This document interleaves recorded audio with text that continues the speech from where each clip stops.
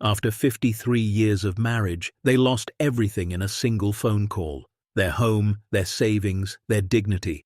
And the only place left to go was a crumbling farmhouse no one had touched since the war. What Harold and Margaret found hidden beneath those rotting floorboards wasn't just forgotten treasure. It was a secret worth $245 million, buried by a woman the world had dismissed as crazy. Before we dive in, tell us where in the world you are watching from. If you enjoy stories like this, make sure to hit that subscribe button, because tomorrow's episode is truly mind-blowing. Let's get started. The morning the phone rang, Margaret was making oatmeal. Not the instant kind from packets, but the real kind, the kind that takes 20 minutes of stirring and watching. She'd made it the same way for 53 years, ever since Harold told her on their honeymoon that his mother used to make it just like that. Steel-cut oats, a pinch of cinnamon, a drizzle of honey from the jar they kept above the stove. It was a small thing, but marriage is built on small things. Harold always said that. She heard the phone ringing from the kitchen, that old landline they refused to give up, even though their son David had tried 100 times to get them onto cell phones. Harold answered it in the living room, his voice muffled through the wall. Margaret didn't think much of it. Probably another robocall, another scammer pretending to be the IRS, another voice asking if they wanted to extend their car warranty on a vehicle they'd paid off 11 years ago. But then the silence stretched and stretched. And when Harold finally spoke again, his voice sounded like something had crawled inside his chest and died there.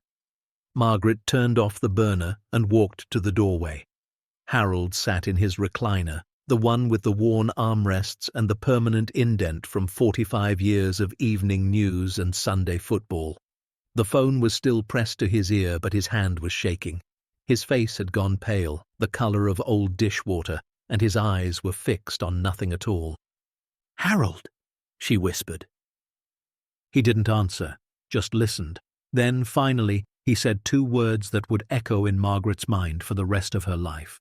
"I understand." He hung up the phone and sat there, still as stone. Margaret crossed the room and knelt beside him, her knees creaking in protest. She took his hand. It was cold. "What is it?" she asked. "What's wrong?" Harold looked at her then, and she saw something she hadn't seen in all their years together. Not fear exactly, something worse. Defeat. "The bank," he said quietly. "They're taking the house." Margaret blinked. "What do you mean, taking the house? We own this house. We've owned it for 45 years. "Not anymore," his voice cracked. "David's loan, the one we co-signed. They're calling it in, all of it, plus the medical bills, plus the interest, plus—" He trailed off, unable to finish. Margaret's hand tightened around his. "How much?" Harold closed his eyes. "More than we have, more than we'll ever have." The oatmeal burned that morning. Neither of them noticed. To understand what happened to Harold and Margaret, you have to understand who they were. Not who they became at the end, broken and desperate, but who they were before. Because they weren't reckless people. They weren't gamblers or dreamers or fools. They were the kind of people who did everything right and still got crushed by a world that doesn't care about right. Harold had worked at the same factory for 41 years. Started as a floor worker at 19, fresh out of high school with nothing but a strong back and a stubborn streak. By the time he retired at 60, he was the foreman, the man everyone came to when the machines broke down or the schedule fell apart, or someone needed advice about a mortgage or a marriage. He wasn't rich, but he was respected. That mattered to him more than money ever did. Margaret taught 4th grade at Ridgemont Elementary for 38 years. She knew every multiplication table, every state capital, every trick for getting a shy kid to raise their hand. She'd taught 3 generations of families in their small Ohio town. Grandparents, parents, children, all of them passing through her classroom like rivers flowing to the same sea. When she retired, they gave her a plaque and a cake, and a standing ovation that made her cry so hard she couldn't speak. Together, they'd raised one son, David. He was their miracle baby, born when Margaret was 32 after years of trying, years of disappointment, years of doctors shaking their heads. They gave him everything. Not spoiled, not indulged, but loved. Deeply, completely, the way only parents who waited that long can love a child. And for a while, it seemed like the investment paid off. David was smart, charming, ambitious. He went to college on a partial scholarship, studied business, graduated with honors. He talked about changing the world, about building something that mattered. Harold and Margaret believed him because they wanted to believe, because what parent doesn't want to believe their child will succeed? The trouble started 7 years ago. David came to them with a business plan, some kind of tech startup, something about apps and algorithms and venture capital. Margaret didn't understand most of it, but David's eyes were shining the way they used to shine on Christmas morning, and Harold had always been a sucker for that look. "I just need you to co-sign the loan," David said. "It's a formality. The bank wants collateral, and the house is perfect. I'll pay it back within 2 years, I promise. This is going to be big, Dad. This is going to change everything." Harold hesitated. He'd spent his whole life avoiding debt, paying cash when he could, living within his means. But David was his son, his only son, and the loan officer said it was just a formality. So they signed. For the first year, everything seemed fine. David called every few weeks with updates, talked about investors and growth curves and expansion plans. Then the calls got less frequent. Then they stopped altogether. Then one day, Harold tried to call David's office and found the number disconnected. The business had collapsed. Not just failed, collapsed. Lawsuits, angry investors, allegations of fraud. David disappeared, vanished like smoke, leaving behind nothing but debt and silence. Harold hired a private investigator, but the trail went cold somewhere in Nevada. Some said David had fled the country, others said he'd changed his name. Margaret didn't know what to believe. She just knew her son was gone, and he'd taken their future with him. The loan came due. Then the interest. Then the penalties. Harold and Margaret had savings, of course, 40 years of careful budgeting, of skipped vacations and second-hand furniture, of putting away a little every month for the rainy day everyone said would never come. They used it all, every penny. It wasn't enough.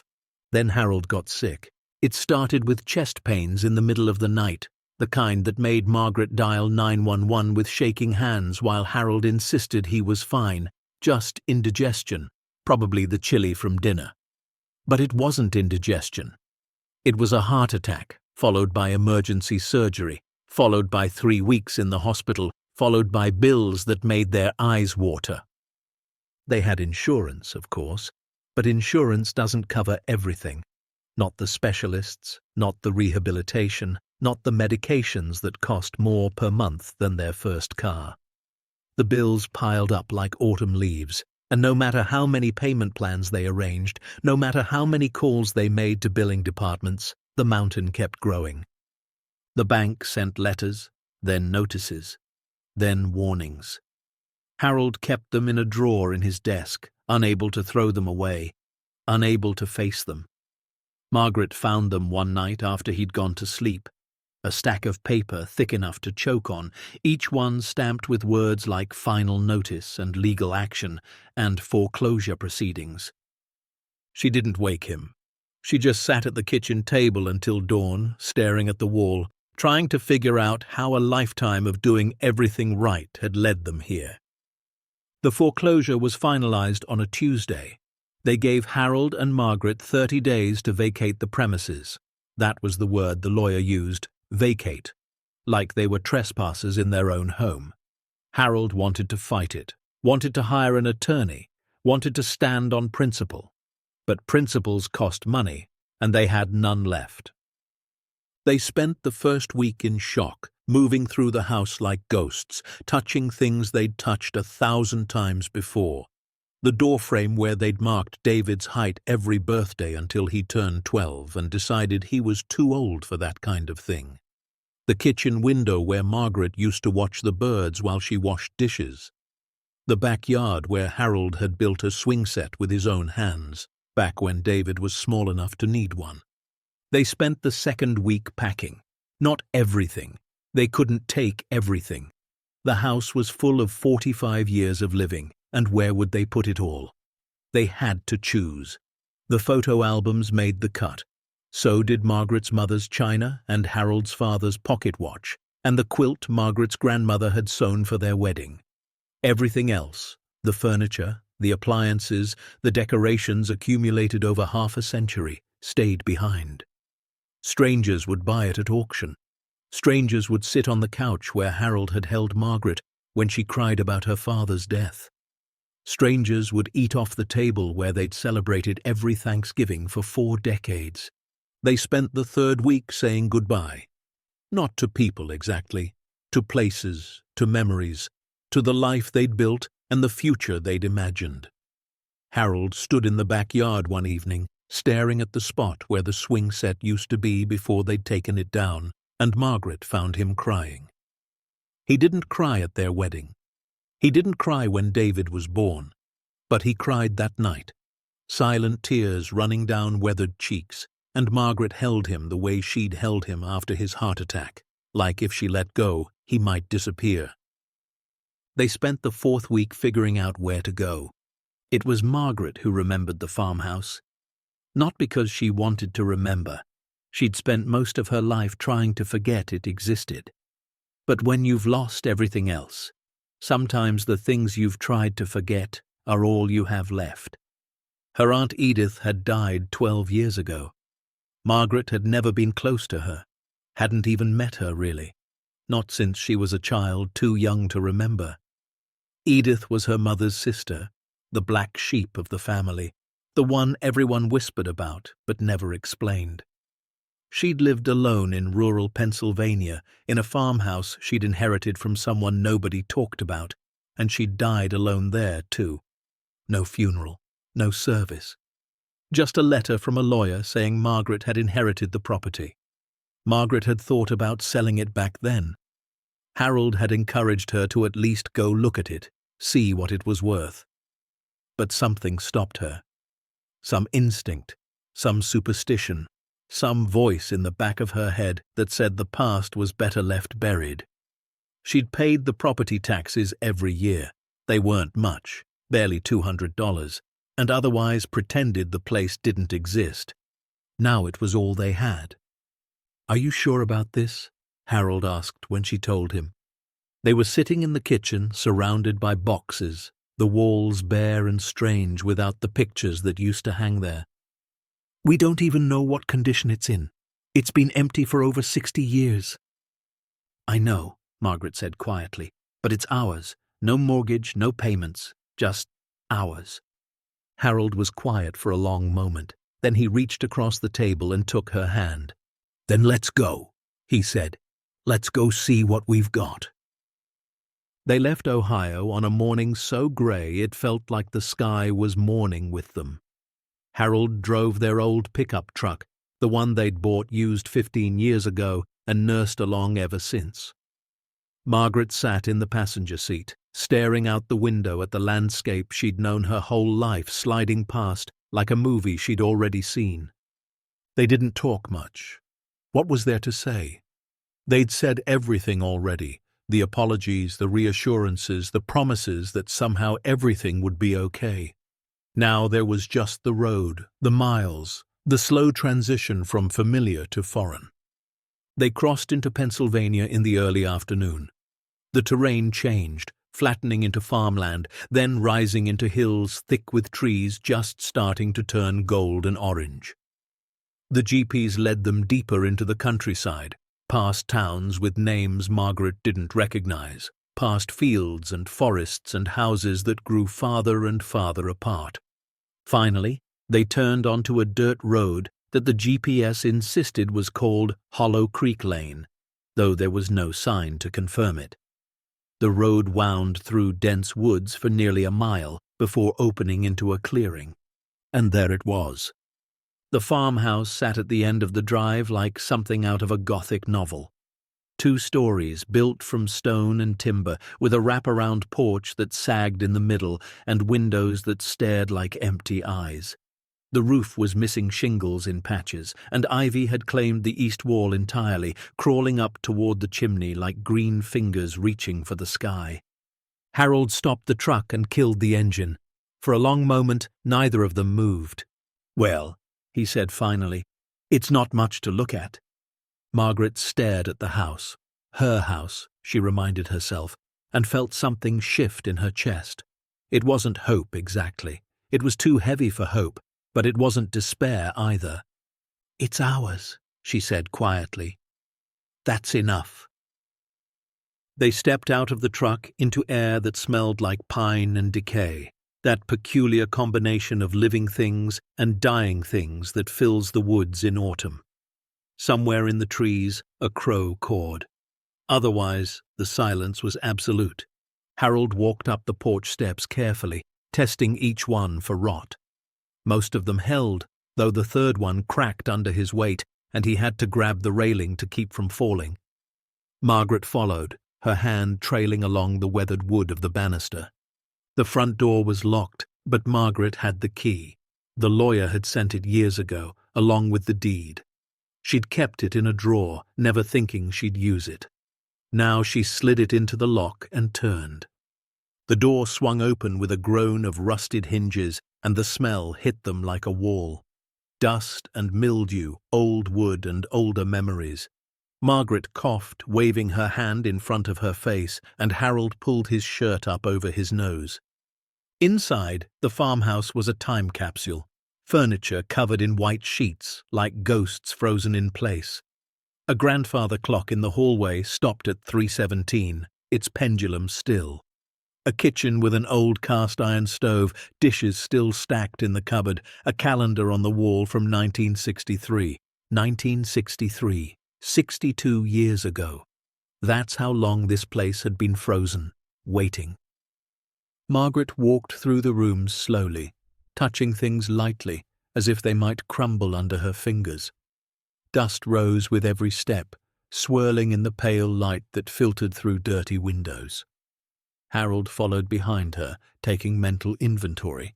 What needed fixing, what needed replacing, what needed to be torn out and started from scratch. "The bones are good," he said after a while. "Stone foundation, solid beams. Someone built this to last." "Can we live here?" Margaret asked. "I mean, really live here?"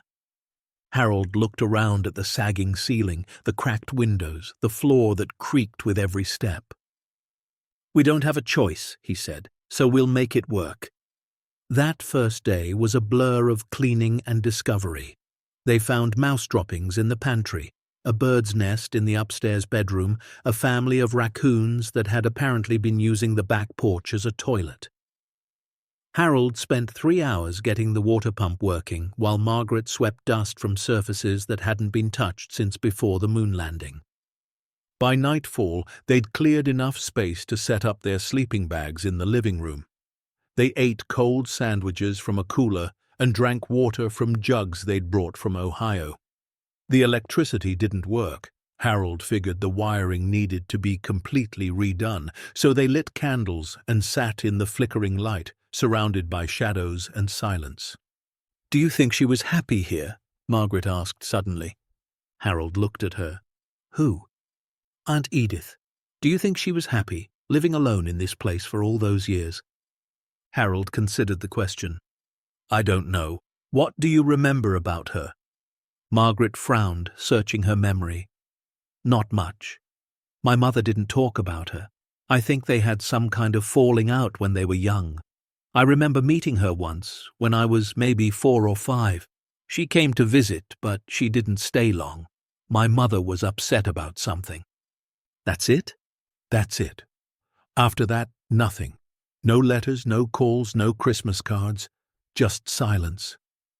Margaret wrapped her arms around herself, suddenly cold despite the blanket on her shoulders. "And then she died. And I got a letter from a lawyer saying I'd inherited this place. No explanation, no goodbye, just this. Harold reached over and squeezed her hand. Maybe she wanted to make things right, even if it was too late to do it in person. Margaret nodded slowly. Maybe. They fell asleep that night, listening to the wind moan through the cracks in the walls and the old house settling around them like a living thing finding its rest. The next few days passed in a haze of hard work. Harold tackled the most urgent repairs, sealing the worst of the drafts, fixing the pump, patching the roof where water had been leaking into the attic. Margaret cleaned, room by room, discovering hidden corners and forgotten closets, each one a small archaeology of someone else's life. In the bedroom closet, she found clothes from the 1940s and 50s, dresses with nipped waists and full skirts, blouses with delicate lace collars. In the kitchen drawers, she found recipes written in a careful hand on index cards yellowed with age: roast chicken, bread pudding, apple butter. In the living room bookshelf, she found novels with cracked spines and faded covers, the kind of romantic adventures women used to read when adventure was the only escape available to them. Piece by piece, a picture of Edith began to emerge. Not the crazy recluse the family had whispered about. Someone else. Someone thoughtful, careful, private. Someone who had lived a full life within these walls, even if she'd lived it alone. But there were mysteries too, gaps in the picture that Margaret couldn't fill. In the attic, she found boxes of documents, letters mostly, but written in languages she didn't recognize. German maybe, French, Russian. The handwriting varied, some elegant and some hurried, some on fine stationery, and some on scraps of paper torn from notebooks. There were no names she recognized, no dates she could make sense of. In the basement, Harold found tools that didn't fit the picture of a solitary old woman, not garden tools or kitchen gadgets, but specialized equipment, surveying instruments, drafting supplies, a locked metal cabinet that refused to open no matter how hard he tried. "What did your aunt do for a living?" he asked Margaret one evening. Margaret shook her head. "I don't know. My mother never said. I always assumed she was just, I don't know, a spinster, living off family money or something." "Doesn't add up," Harold said. "Look at this place. Someone spent serious money building it. And those tools in the basement, they're not cheap, professional-grade stuff." "Maybe she inherited money," Margaret suggested. "Maybe," Harold said, but he didn't sound convinced. The real breakthrough came on the fourth night. Margaret was sorting through a box of papers she'd found in the back of a closet when she found the photograph. It was old, black and white, the edges scalloped in that way photographs had in the 1940s. Two figures stood in front of a building Margaret didn't recognize, a grand stone structure with columns and flags. One figure was a man, young and handsome, wearing a military uniform. American, by the look of the insignia, though Margaret didn't know enough about such things to be sure. He was smiling, one arm raised in a casual wave. The other figure was a woman. Young, too, maybe in her early 20s. She wore a simple dark dress, but she carried herself with a confidence that made the dress look elegant. Her hair was pinned back, and she was looking at the camera with an expression that seemed to say she knew something the photographer didn't. Margaret turned the photograph over.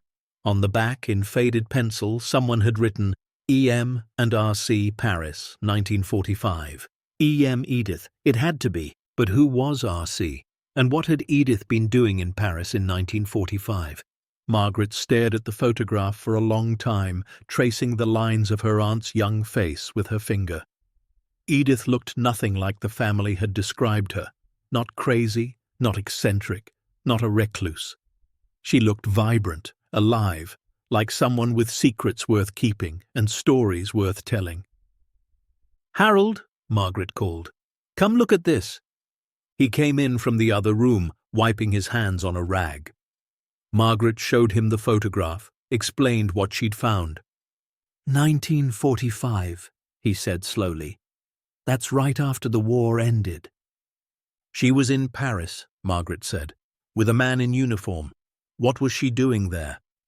Harold studied the photograph, his brow furrowed. Could have been anything. A lot of young women went overseas during the war. Nurses, clerical workers, Red Cross volunteers. But my mother never mentioned any of that. She made it sound like Edith just disappeared, like she was a disappointment, a failure.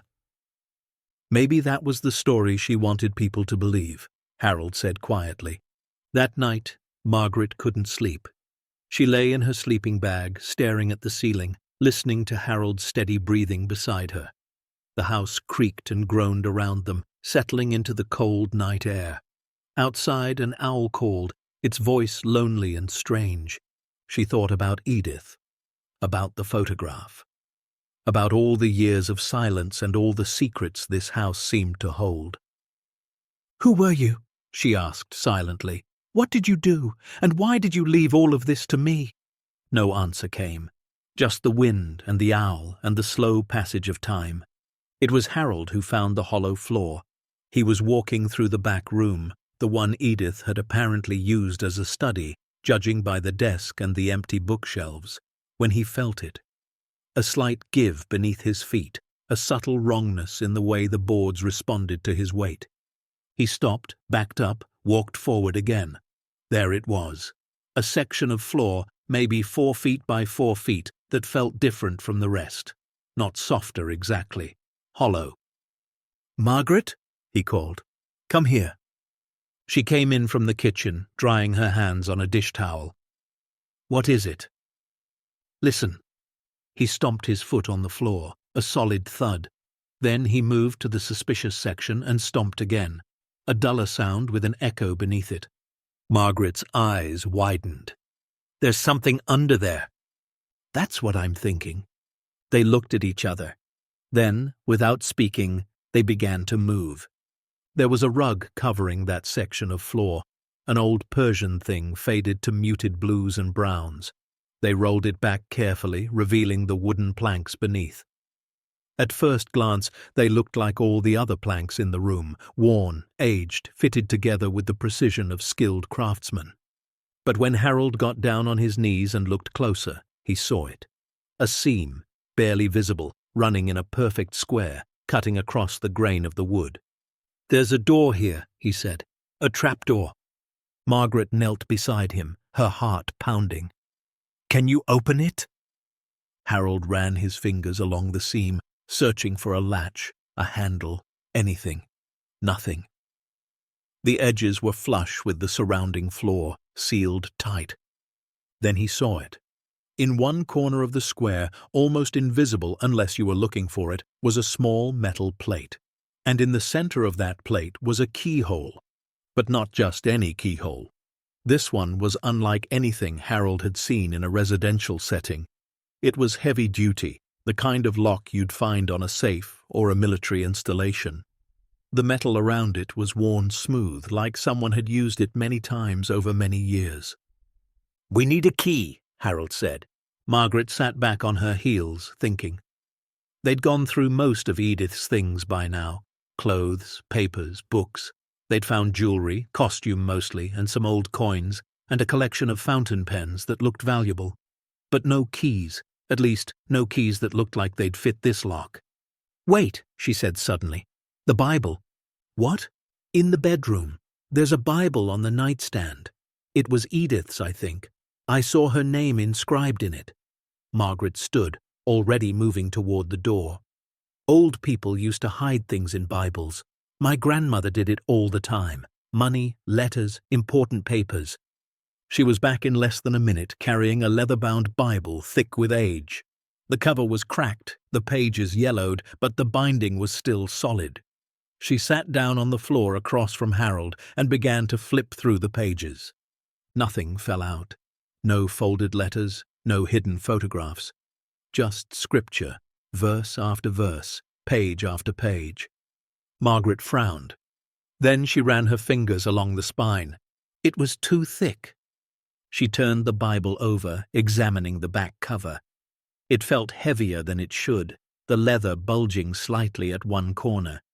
She pressed it, felt something hard beneath. "There's something in here," she said. Harold produced his pocket knife. "May I?" Margaret hesitated, then nodded. Carefully, Harold slid the blade beneath the leather of the back cover, separating it from the cardboard beneath. The glue was old and brittle. It gave way easily. And there, nestled in a hollow carved into the cardboard, was a key. It was old, heavy, made of dark metal that might have been bronze or brass. The head was ornate, stamped with a pattern Margaret didn't recognize, something geometric, almost like a seal or a crest. "This is it," Harold said. "Has to be." They returned to the back room, to the hidden trapdoor, to the lock that had waited 60 years for someone to find it. Harold slid the key into the keyhole. It fit perfectly. He looked at Margaret. She nodded. He turned the key. The lock clicked, deep and heavy, the sound of something long sealed finally giving way. There was a hiss of air, like a vacuum breaking, and the trapdoor shifted slightly, lifting from its frame. Harold grabbed the edge and pulled. The door was heavy, solid wood reinforced with metal, but it swung up smoothly on hinges that had been designed for exactly this purpose. Beneath it was darkness and stone steps descending into the earth. Margaret leaned forward, peering into the void. Cold air rose from below, carrying a smell she couldn't identify, something old, something preserved, something that had been waiting in the darkness for a very long time.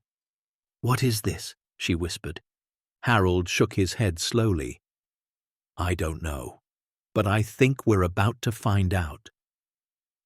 They stared at the open trapdoor, at the stone steps disappearing into shadow, at the mystery that had been hidden beneath their feet all along. Whatever Edith had been hiding, whatever secrets she'd carried to her grave, the answer was down there. And after 53 years of marriage, after losing everything they'd ever built, after arriving at this crumbling farmhouse with nothing but 2 suitcases and each other, Harold and Margaret were about to discover that some things are worth more than money. Some things are worth more than a lifetime. Some things change everything. The stone steps descended into darkness like a throat-swallowing light. Harold stood at the edge of the trapdoor, flashlight in hand, its beam cutting through the blackness, but revealing only more stairs, more shadow, more unknown. Beside him, Margaret gripped his arm, her fingers digging into the fabric of his flannel shirt. "We don't have to go down there," Harold said quietly. "We could close it back up. Pretend we never found it." Margaret stared into the void. The cold air rising from below carried that strange smell again. Not unpleasant exactly, but alien, like stepping into a room that had been sealed for decades, where time itself had grown stale. "No," she said finally. "I need to know. After everything we've lost, after everything we've been through, I need to know why she left this to me, what she was hiding, what any of this means." Harold nodded slowly. He understood. When you've lost everything else, curiosity becomes a kind of lifeline, something to hold on to when nothing else makes sense. "Together then," he said. "Together." He went first, testing each step before putting his full weight on it. The stairs were solid stone, carved directly into the earth, worn smooth in the center from years of use. Someone had walked these steps many times. The walls on either side were stone as well, fitted together with the same precision as the farmhouse's foundation. This wasn't a root cellar or a hastily dug basement. This was architecture. This was intention. Margaret followed close behind, one hand on Harold's shoulder, the other trailing along the cold wall. She counted the steps as they descended. 10, 15, 20. By the time they reached the bottom, she'd counted 32 steps, which meant they were at least 20 feet underground. The flashlight beam swept across a small landing, then found a door. Not a wooden door, not a cellar door, a metal door, heavy and industrial, like something you'd find in a bank vault or a military bunker. It was painted grey, the paint chipped and faded with age, and in the center was a wheel, like on a submarine hatch. "What in God's name?" Harold breathed. Margaret stepped past him and touched the door. The metal was cold, solid, real. This was no illusion, no fever dream brought on by exhaustion and grief. This was here. This had always been here, waiting beneath the floorboards of a farmhouse that the world had forgotten. "Can you open it?" she asked. Harold handed her the flashlight and gripped the wheel with both hands. It resisted at first, frozen by years of disuse, but he leaned into it, putting his weight behind the effort. Something groaned, something shifted, and then the wheel began to turn. 1 rotation, 2, 3. On the 4th turn, there was a heavy clunk and the door swung inward on massive hinges. The air that rushed out was different from what they'd felt on the stairs. This air was dry, controlled, almost comfortable, and there was light, faint but unmistakable. Somewhere inside, something was still powered, still alive. They stepped through the doorway and stopped. The space before them was enormous, not a room, a chamber, a cavern almost, except every surface was man-made. The walls were concrete, reinforced with steel beams. The ceiling arched overhead, studded with light fixtures that glowed with a dim amber warmth, and the floor stretched out before them, covered with rows upon rows of objects that made no sense. Crates. Dozens of crates, stacked neatly, each one marked with numbers and letters in a system neither of them recognized. Filing cabinets, green metal, the kind you'd find in a government office, lined one wall from floor to ceiling. Tables ran down the center of the chamber, covered with items wrapped in cloth, in plastic, in materials designed to preserve and protect. And in the far corner, behind a metal cage with a padlocked door, something gleamed in the low light. Something gold. Margaret walked forward in a daze. Her feet carried her without conscious thought, drawn toward the center of the chamber, toward the tables, toward the impossible reality of what she was seeing. She stopped at the first table and lifted the edge of a cloth covering. Beneath it was a painting.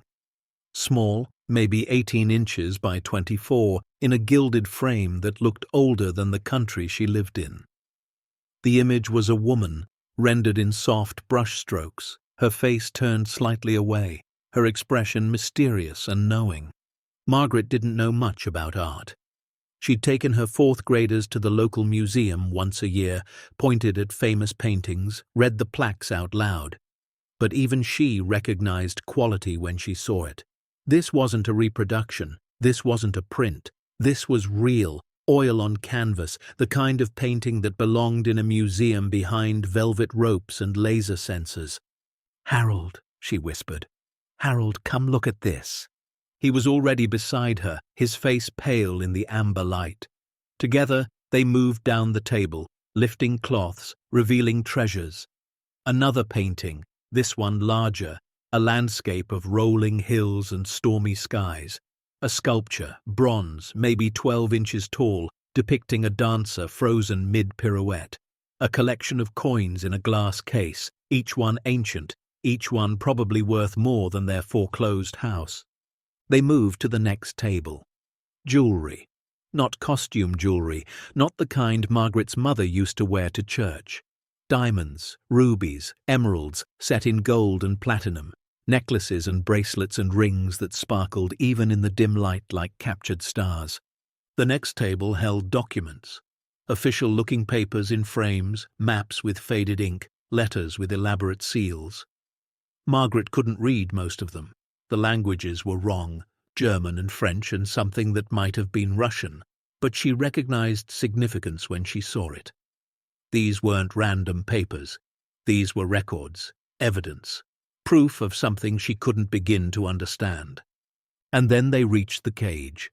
Harold stopped in front of it, staring through the metal bars. Margaret came up beside him, and for a long moment neither of them spoke. Inside the cage, stacked on metal shelving, were gold bars. Not one or two, not a handful. Dozens of them, maybe hundreds, arranged in neat rows, each one stamped with markings she didn't recognize. They gleamed under the amber lights like solid sunshine, like wealth made physical, like everything she'd ever worried about compressed into glittering rectangles of metal. Beside the gold, on a separate shelf, were bundles of currency. Not modern bills, these were old, some of them so old they looked like they belonged in a history book. Deutsche Marks, French francs, British pounds, Swiss francs, American dollars from decades past. All of them wrapped in plastic, all of them preserved, all of them waiting. And on the bottom shelf, in velvet-lined boxes, were coins. Gold coins, silver coins, coins with faces of emperors and kings long dead. Margaret reached through the bars and touched one of the boxes. It was real. It was all real. "This can't be happening," Harold said. His voice was hoarse, strained. This isn't possible." Margaret turned away from the cage, her head spinning. Her eyes swept the chamber, taking in the scope of what surrounded them. Crates she hadn't opened, filing cabinets she hadn't explored, tables covered with treasures she hadn't examined, and all of it underground, all of it hidden, all of it preserved for 60 years by a woman the world had dismissed as crazy. "Who was she?" Margaret whispered. "Who was Aunt Edith, really?" The answer came from a desk she hadn't noticed before, tucked into a corner near the entrance. A simple wooden desk, not fancy like the treasures around it, but clearly important, clearly where the work had happened. Margaret walked toward it, drawn by instinct. The surface of the desk was clean, organized. A pen holder, empty, a lamp, unpowered, and in the center, a leather-bound ledger, closed, waiting. She sat down in the chair, an old wooden thing that creaked under her weight, and opened the ledger. The handwriting inside was familiar. She'd seen it on the recipe cards in the kitchen, on the inscription inside the Bible.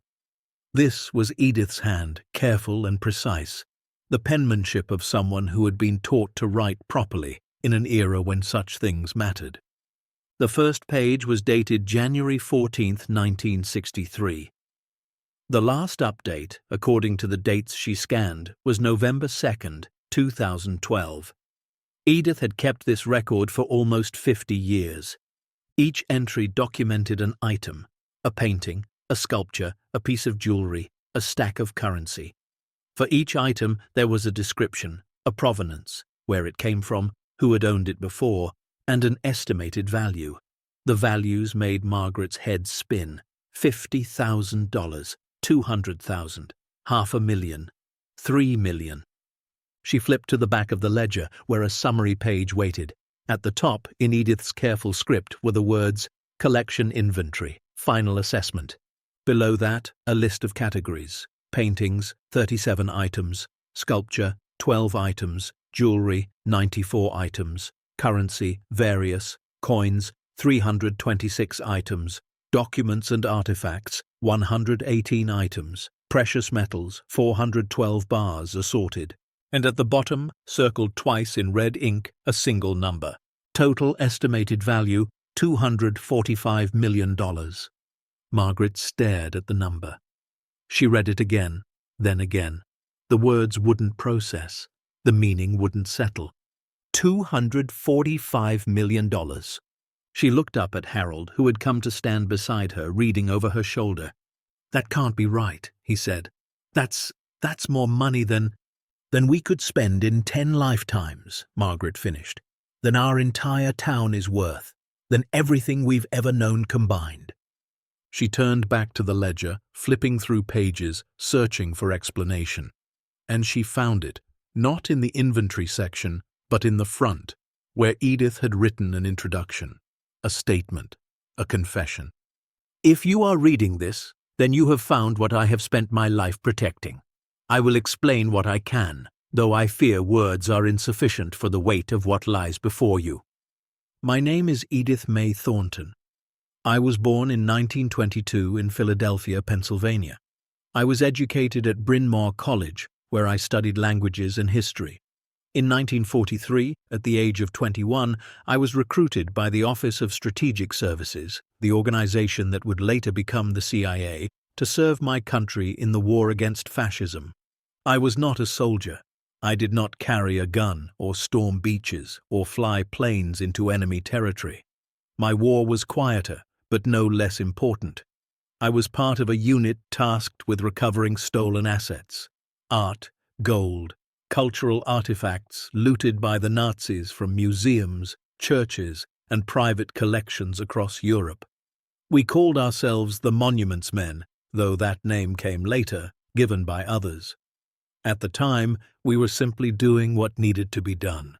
I spent 2 years in Europe, France, Germany, Austria, Italy, tracking stolen treasures, negotiating with informants, crawling through rubble to find masterpieces hidden in salt mines and castle basements. I saw things no young woman should see. I did things no one should have to do. And when the war ended, I thought my work was finished. I was wrong. What I discovered in the chaos of the post-war years was that not all of the recovered assets were being returned to their rightful owners. Governments squabbled over jurisdiction. Museums claimed pieces they had no right to. Wealthy collectors bribed officials to acquire stolen works for their private collections. And in the confusion, thousands of items simply disappeared. I could not let that stand. Over the decades that followed, I dedicated my life to acquiring these lost pieces. Not to own them, not to profit from them, but to protect them. To preserve them until the day came when they could be returned to where they belonged. I used my contacts, my skills, my knowledge of the underground art world. I paid for some items. I traded for others. Some, I confess, I simply took, stolen back from those who had stolen them first. This vault contains the results of that lifetime of work. It is not mine to keep. It never was. It is held in trust for the families who lost everything, for the nations whose heritage was plundered, for the future that deserves to know its past. I am old now, and my time grows short. I have no children, no heirs, no one I trust with this burden. But I have watched, from a distance, the only family I have left. And I have chosen you, Margaret, to carry this forward. You do not know me. I am sorry for that. There were reasons I stayed away, reasons I cannot fully explain, but I know you. I have watched you build a life of integrity, of kindness, of quiet strength. You are the one I have been waiting for. What you do with this collection is your choice. But I ask only this: be wise, be careful, and remember that some treasures are worth more than money. They are worth truth. With hope and faith, Edith May Thornton. Margaret's hands trembled as she finished reading. Tears streamed down her face, falling onto the pages, smearing ink that had waited decades to be read. Harold put his arm around her shoulders, steadying her, anchoring her to the present. She was a spy, Margaret whispered. My aunt was a spy, and she spent her whole life protecting this legacy, Harold said quietly. She was protecting a legacy. They sat together in the amber glow of the underground vault, surrounded by $245 million worth of history, trying to comprehend how a simple trip to a crumbling farmhouse had led them here. What happens next will turn this quiet discovery into a life-or-death decision, uncover a truth buried for 80 years, and prove that sometimes the people the world forgets hold its greatest treasures. Stay tuned to see what unfolds. If you're enjoying the story, please like, share, and subscribe for more. They spent hours in the vault, longer than they should have. Harold explored the filing cabinets, pulling out folders thick with documents, shipping manifests, authentication certificates, letters between Edith and people whose names meant nothing to them, but whose titles suggested power and influence. Ministers, ambassadors, curators, collectors. Margaret went through the crates, carefully lifting lids and unwrapping contents. More paintings, each one more breathtaking than the last. Religious icons painted on wood panels, their gold leaf still glowing after centuries. Renaissance portraits that seemed to follow her with their eyes. Modern works, too, abstract shapes and bold colors that she didn't understand but recognized as important. In one crate, she found rolls of canvas removed from their frames and stored flat. She unrolled one carefully and gasped. Even she, with her limited art knowledge, recognized the style, the brushwork, the signature in the corner. "Harold," she called, "I think this might be a Monet." He came over, squinting at the painting in the dim light. "You sure?" "No, but it looks like the ones in the art books I used to show my students. The water lilies, the way the light plays on the surface." They stared at the painting together, two people who had never owned anything more valuable than a used pickup truck, holding what might be a masterpiece worth tens of millions of dollars. "This is insane," Harold said finally. "This is completely, absolutely insane." Margaret laughed, though there was no humor in it. 6 weeks ago we couldn't pay our electric bill. Now we're standing in a vault full of treasure like something out of a movie. What do we do with all of this? It was the question that had been hovering unspoken since they'd opened the trapdoor. What now? What next? The ledger said $245 million, but what did that mean, practically? They couldn't exactly walk into a bank with a gold bar and ask to make a deposit. "We need to think," Margaret said. "We need to be careful. Edith said to be wise, to be cautious. She spent 60 years protecting this collection. We can't just rush into something." Harold nodded slowly. "Agreed. First things first. We don't tell anyone, not until we understand what we're dealing with." "Agreed." They made their way back up the stone stairs, through the trapdoor, into the back room of the farmhouse. The autumn afternoon had faded while they were underground. The windows showed nothing but twilight now, purple and grey. Margaret checked her watch. They'd been down there for nearly 4 hours. Harold closed the trapdoor carefully and replaced the rug. From above there was no sign of what lay beneath, just worn floorboards, a faded Persian rug, and shadows gathering in the corners. They ate dinner in silence that night, canned soup heated on a propane camp stove, crackers that had gone slightly stale. Neither of them tasted the food. Their minds were elsewhere, 20 feet underground, spinning with questions that had no answers. "We need to read more of her journals," Margaret said finally. "There's more down there, more explanation, more context. We need to understand the full picture before we do anything." "Tomorrow," Harold agreed. "First light, we'll go back down and really dig in." They tried to sleep, but sleep wouldn't come. Margaret lay in her sleeping bag, staring at the ceiling, listening to the old house creak and settle. Her mind kept returning to Edith's words. "You are the one I have been waiting for." What did that mean? Why her? Why now? Beside her, Harold stirred restlessly. She knew he was awake too, thinking, worrying, trying to make sense of the senseless. Some time after midnight, a sound cut through the silence. Not the house settling, not the wind. Something else. Footsteps on the front porch. Margaret sat up, heart pounding. Harold was already reaching for the flashlight. "Did you hear that?" she whispered. He nodded, his face tight. The footsteps stopped. Then, slowly, deliberately, someone knocked on the front door. 3 knocks. Firm, unhurried. The knocks of someone who expected an answer. Harold was on his feet, moving toward the door. Margaret grabbed his arm. "Wait. We don't know who that is. Could be a neighbor, someone checking on the property. At midnight." Another knock. The same rhythm. Patient, confident. Harold picked up the heavy flashlight, holding it like a weapon. Margaret followed him to the door, her whole body trembling with adrenaline. "Who's there?" Harold called. A pause, then a voice, smooth and educated, with just a hint of an accent Margaret couldn't place. "Good evening. My name is William Hargrove. I apologize for the late hour, but I saw your lights and wanted to introduce myself. I represent a historical preservation society with an interest in this property." Margaret and Harold exchanged a look. A historical preservation society? At midnight? What kind of interest? Harold asked through the door. The Thornton family has a long and fascinating history, the voice replied.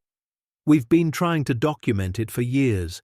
I was hoping I might speak with the current owners about any artifacts that might remain on the premises. The word artifacts hung in the air like a warning.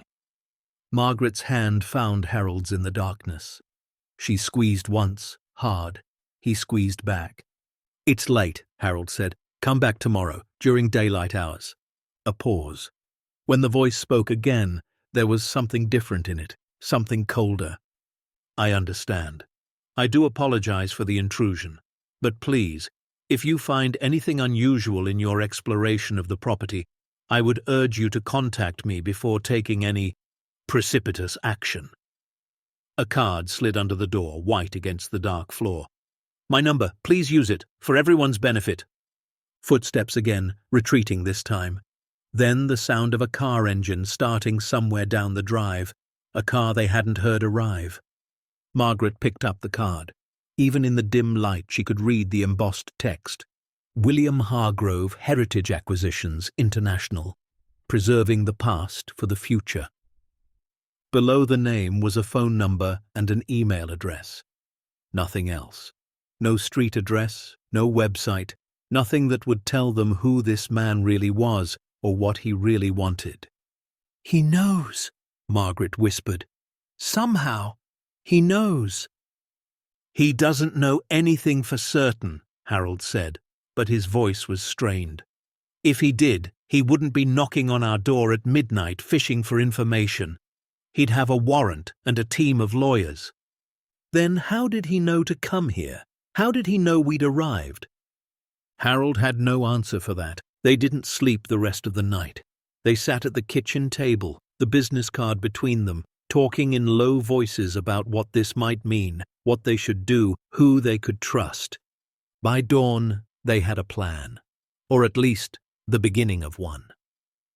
They would go back into the vault. They would read every journal, every document, every scrap of paper Edith had left behind. They would learn the full story, understand the full scope of what they'd inherited. And they would tell no one, until they were ready. Especially not William Hargrove. The morning light was grey and cold when they descended the stone stairs again. The vault waited unchanged, its treasures patient and quiet. Margaret went straight to Edith's desk while Harold began a systematic review of the filing cabinets. The journals were stacked in a drawer, 14 of them in total, spanning from 1944 to 2012. Margaret started with the oldest one and began to read. The early entries were terse, almost coded. Edith wrote of operations and targets and recoveries without specifying what she meant. She mentioned names, Robert, Caroline, the colonel, the professor, that had no context, no explanation. She wrote of cities, Paris, Munich, Rome, Vienna, and of cold nights and long trains and the smell of smoke that never seemed to wash out of her clothes.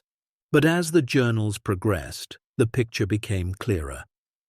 Edith had been part of the Monuments, Fine Arts, and Archives program, the MFAA, the small group of soldiers and scholars tasked with protecting Europe's cultural heritage during World War II.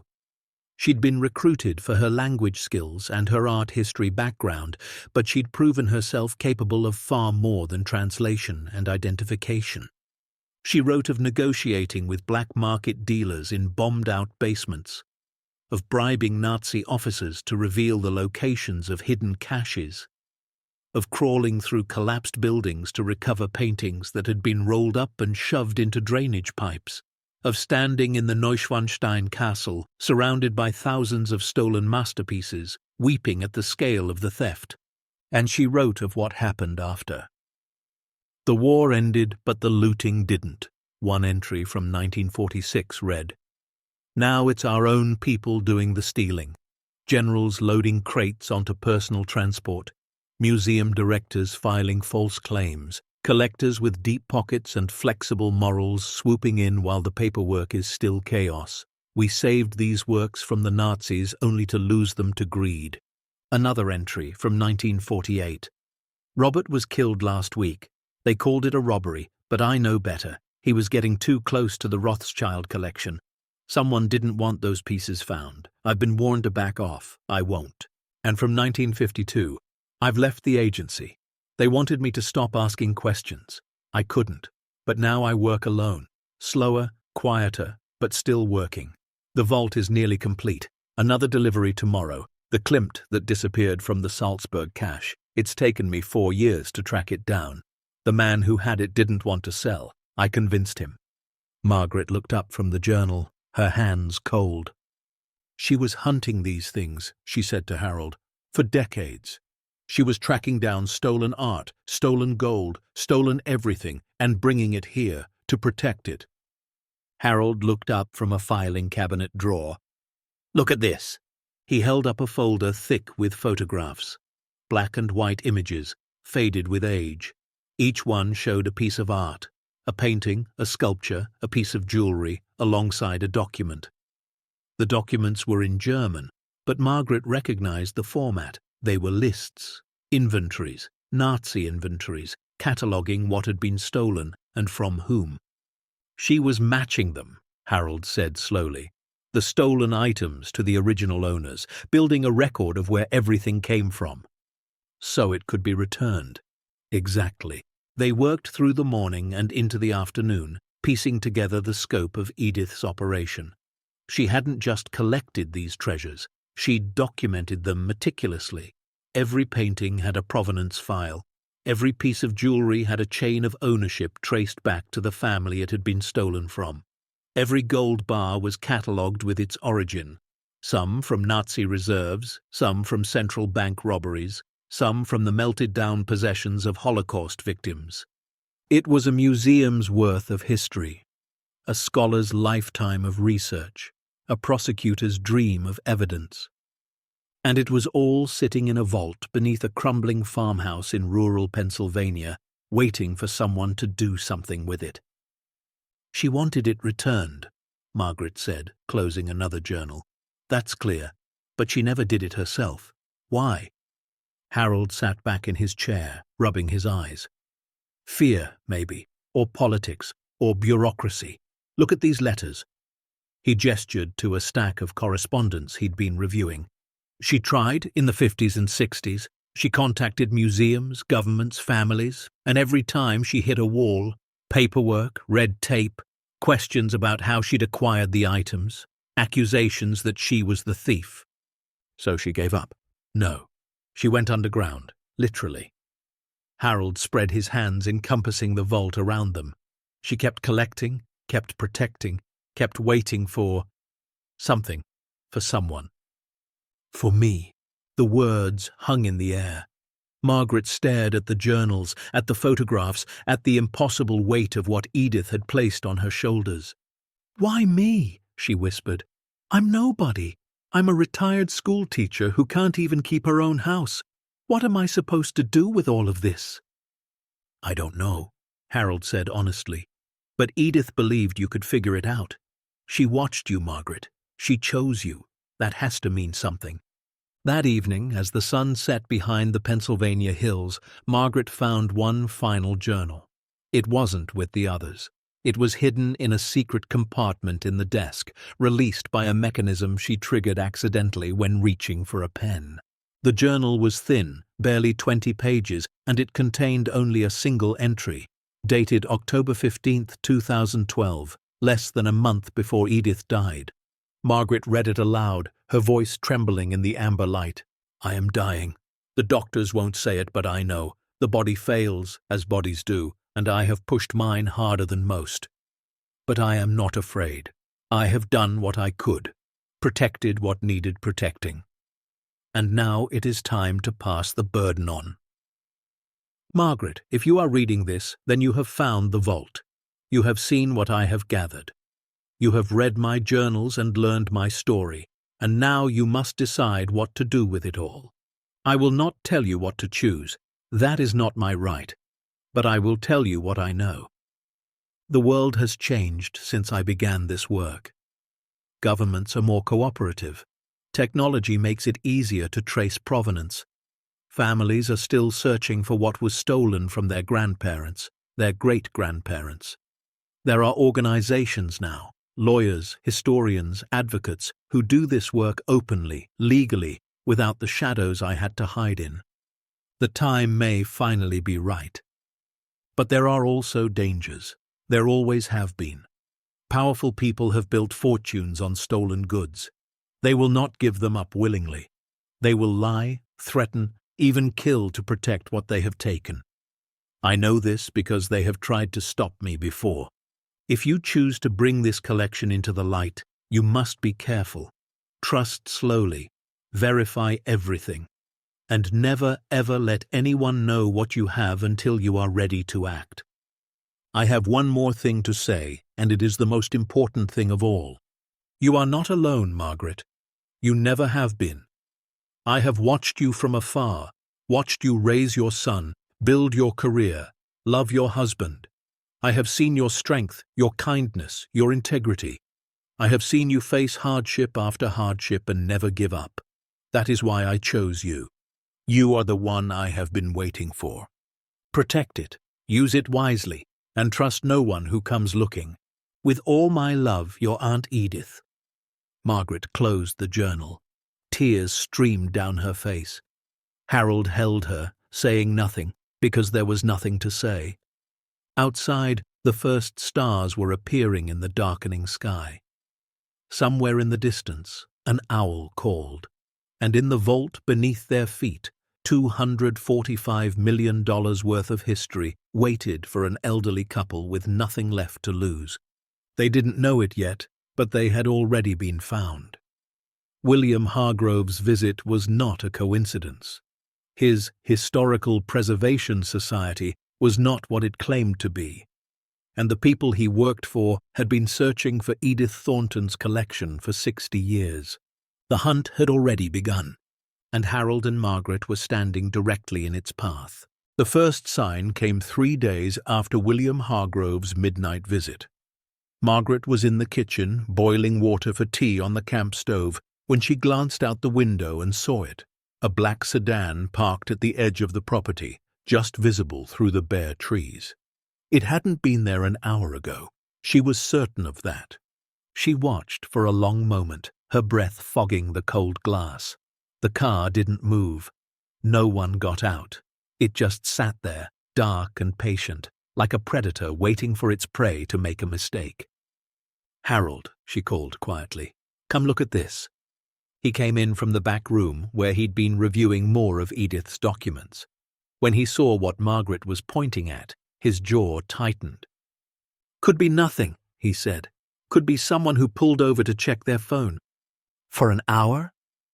Harold didn't answer. They both knew what this was. The car stayed until dark. Then, as suddenly as it had appeared, it was gone. But the next morning, another one took its place. Different make, different color, same behavior. It sat at the property line, watching, waiting, and then vanished as night fell. "They're rotating," Harold said grimly, "taking shifts. Someone is very interested in what we're doing here." Hargrove's people? Has to be. Who else would care about an abandoned farmhouse in the middle of nowhere? Margaret thought about Edith's final journal entry. Trust no one who comes looking. The warning had seemed abstract before. Now it felt visceral, urgent, real. "What do we do?" she asked. Harold was quiet for a long moment. Then he said something that surprised her. "We fight." That afternoon, they found the drone. Margaret was hanging laundry on the old clothesline behind the house. Sheets and towels, the kind of mundane task that had always calmed her nerves. When she heard a buzzing sound overhead, she looked up and saw it. A small black quadcopter hovering maybe 50 feet above the property, its camera pointed directly at the farmhouse. She didn't panic. She didn't run inside. She just stood there, staring up at it, her chin raised in defiance. After a moment, the drone tilted, adjusted its position, and flew away to the east. "They're not even hiding anymore," she told Harold when she went back inside. "They want us to know we're being watched." "Psychological pressure," Harold agreed. Trying to scare us into doing something stupid, or into reaching out to Hargrove for help, which we won't do. But the question remained, what would they do? They couldn't stay in the farmhouse forever, under siege, waiting for Hargrove and his people to make their next move. They needed allies. They needed a plan. They needed to understand exactly who they were dealing with. The answer came from Edith's filing cabinets. Buried in a folder labeled Threats and Countermeasures, Margaret found a dossier that made her blood run cold. It was thick, maybe 40 pages, filled with names, photographs, organizational charts, and incident reports. The cover page bore a simple heading: Heritage Acquisitions International, Background Investigation. Edith had known about them. She'd been tracking them for years. Heritage Acquisitions International, according to the dossier, was a front company for a network of black market antiquities dealers. They operated under the guise of a legitimate historical preservation society, but their real business was acquiring stolen art and artifacts through any means necessary: bribery, theft, intimidation, even violence. They had connections to organized crime in Europe, to corrupt government officials in a dozen countries, to private collectors who didn't ask questions about where their purchases came from. And they had been hunting Edith Thornton's collection for decades. The dossier included a timeline of incidents. 1973, break-in at a storage facility in Zurich where Edith had temporarily housed several paintings.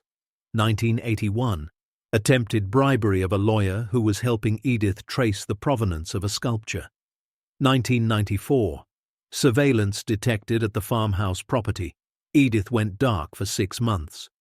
2003, a man claiming to be a journalist contacted Edith, asking about her hobby of collecting art. She identified him as a Heritage Acquisitions operative and cut off contact.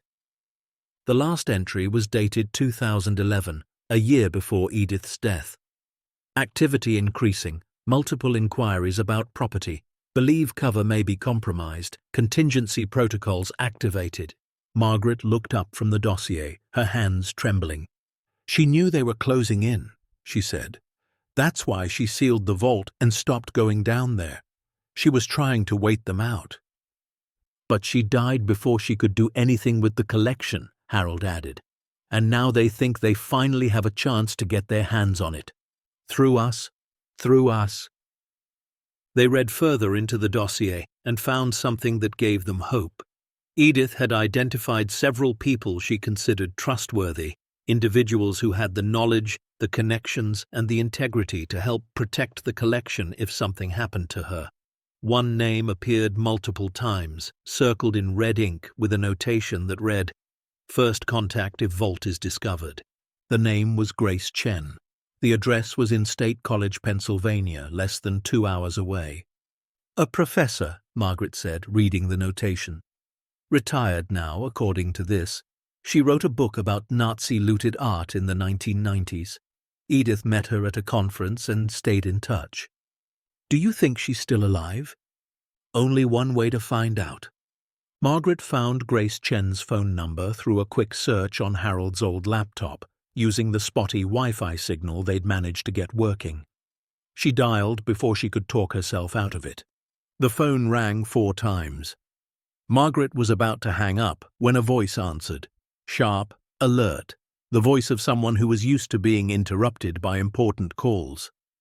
Hello? Is this Grace Chen? Professor Grace Chen? A pause. Who's asking? Margaret took a deep breath. My name is Margaret. I'm Edith Thornton's niece. I inherited her property in Pennsylvania, and I found something she wanted me to show you. The silence that followed was so long Margaret thought the line had gone dead. Then, very quietly, Grace Chen said, Edith's vault. You found it? Yes. Another pause. I've been waiting for this call for 12 years. Can you come to me, or should I come to you? We're being watched, Margaret said. There are cars outside the property, drones overhead. I think Heritage Acquisitions knows we're here. Then I'll come to you, tonight. Don't open the door for anyone else." Grace paused again. "And Margaret? Don't trust anyone, not until you've looked them in the eye and decided for yourself." The line went dead. Grace Chen arrived just after 9 o'clock that evening, driving a battered Subaru that looked like it had seen better decades. She was small, maybe 5 feet tall, with silver hair pulled back in a severe bun, and eyes that seemed to take in everything at once.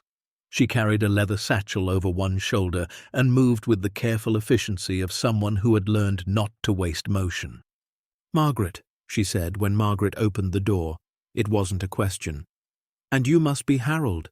Edith mentioned you in her letters, said you were one of the good ones." They sat at the kitchen table, the camp stove providing the only light, and Grace listened as Margaret explained everything. The foreclosure, the farmhouse, the hidden trapdoor, the vault, the journals, the ledger, William Hargrove's visit, the surveillance. When Margaret finished, Grace was quiet for a long moment. Then she opened her satchel and pulled out a worn photograph. "This was taken in Paris, in 1945, she said, "right after the liberation. I found it in the National Archives 20 years ago, when I was researching my book." Margaret looked at the photograph and felt her heart stop. It was the same image she'd found in Edith's closet, the young woman in the dark dress, the soldier in uniform, the grand building with columns and flags, but this version was clearer, less faded, and it included something the other one hadn't, a caption. "Edith Thornton and Robert Calloway, Monuments Men, Paris, August 1945. "Robert Calloway," Margaret whispered. "R.C." Grace nodded. "He was Edith's partner, one of the best art recovery specialists the Army ever produced. They worked together for 2 years, tracking down everything the Nazis stole. And when the war ended—" "They fell in love," Margaret finished. "Yes, and then Robert was killed, 1948. Officially, it was a robbery gone wrong. Unofficially," Grace's expression hardened. "He was getting too close to a cache of stolen gold that certain powerful people wanted to keep hidden. They silenced him, and Edith spent the rest of her life trying to finish what they started together. The story settled over them like a weight." Harold reached for Margaret's hand. "What do we do now?" Margaret asked. "We have all this evidence, all this documentation, but we don't know who to trust. The police? The FBI? How do we know they won't just confiscate everything and let Heritage Acquisitions bribe their way out of trouble?" Grace smiled grimly. "You don't trust institutions. You trust individuals, and you create a record that can't be erased." She reached into her satchel again and pulled out a business card. "This is a journalist I've worked with for 15 years. Her name is Rachel Torres. She's won 2 Pulitzer Prizes for investigative reporting, and she's been trying to expose Heritage Acquisitions since 2008. If you go public with this story, she's the one you want telling it." Margaret took the card. It felt impossibly light for something that might change everything. "And the legal side?" Harold asked. "The actual return of the assets?" "There's a federal task force that handles recovered cultural property. They're good people mostly. I can put you in touch with the right contacts. But first, we need to document everything. Photographs, inventories, chain of custody. We need to create a record so complete that no one can make this collection disappear." "How long will that take?" Grace looked at them steadily. "Weeks at minimum, months more likely. Are you prepared for that?"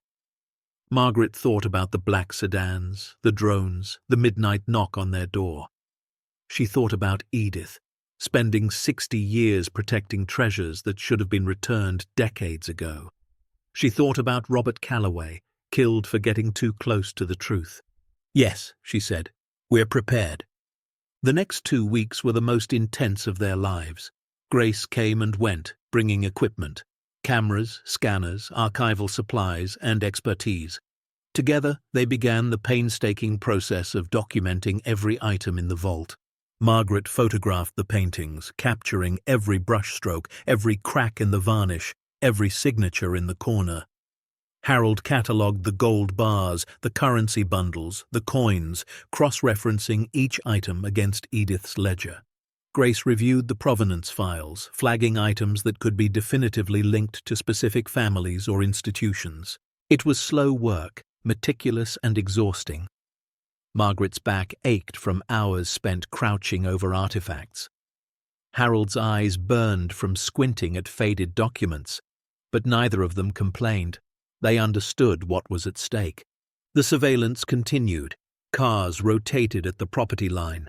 Drones buzzed overhead. Twice, Margaret found footprints in the mud near the back of the house, fresh, recent, made by boots that weren't theirs. Someone was testing the perimeter, looking for weaknesses. Then, on the 14th night, they made their move. Margaret woke to the sound of breaking glass. She sat up in her sleeping bag, heart pounding, and saw flashlight beams sweeping through the front room. Harold was already on his feet, reaching for the heavy flashlight he kept by his side. "Stay down," he whispered. But Margaret didn't stay down. She stood up beside him, her jaw set, her fists clenched. 53 years of marriage had taught her that they faced everything together. Two figures moved through the house, dark shapes in dark clothing. They weren't trying to be quiet anymore. They were searching, opening cabinets, pulling up rugs, looking for the entrance to the vault. "It's not here," one of them muttered. She said it was in the back room. "Keep looking. It has to be here somewhere." Harold stepped forward into the light. "Get out of our house!" The figures spun. Flashlight beams blinded him momentarily.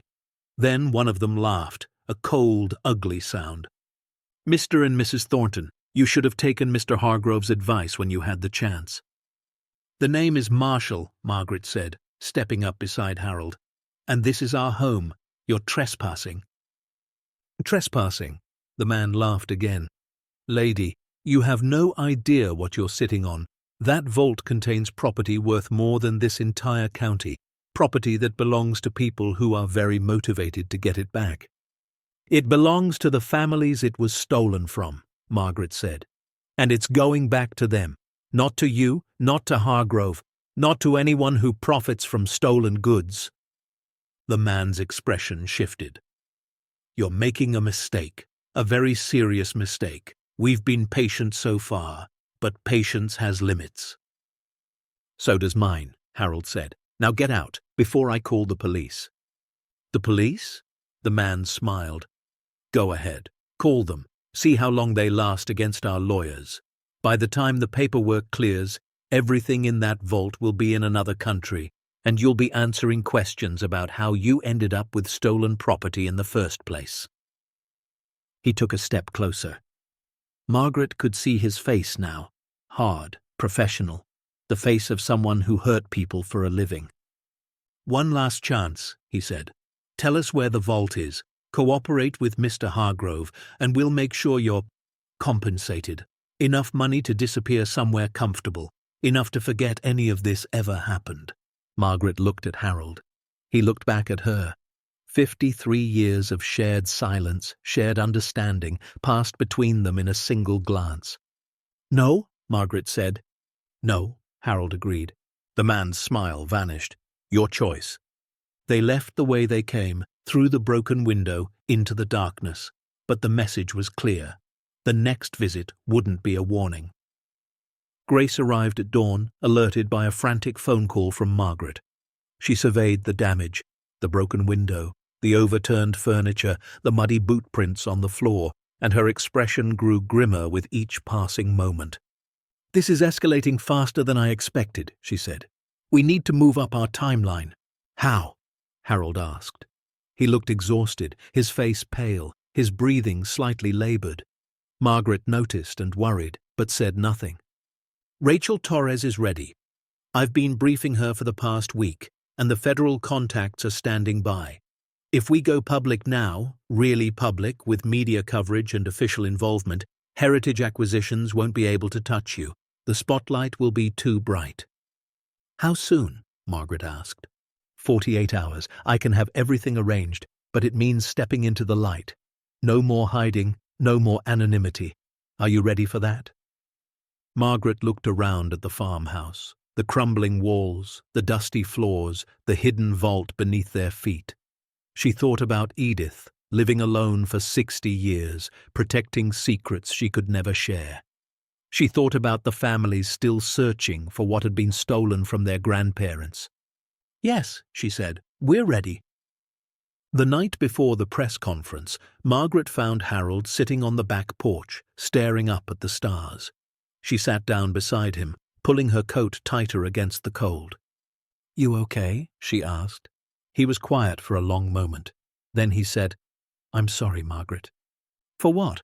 "For all of this. For co-signing that loan, for losing our house, for dragging you to the middle of nowhere to live in a falling-down farmhouse with criminals circling outside." His voice cracked. "You deserved better. You deserved a retirement with grandchildren and Sunday dinners and peace. Instead, I gave you this."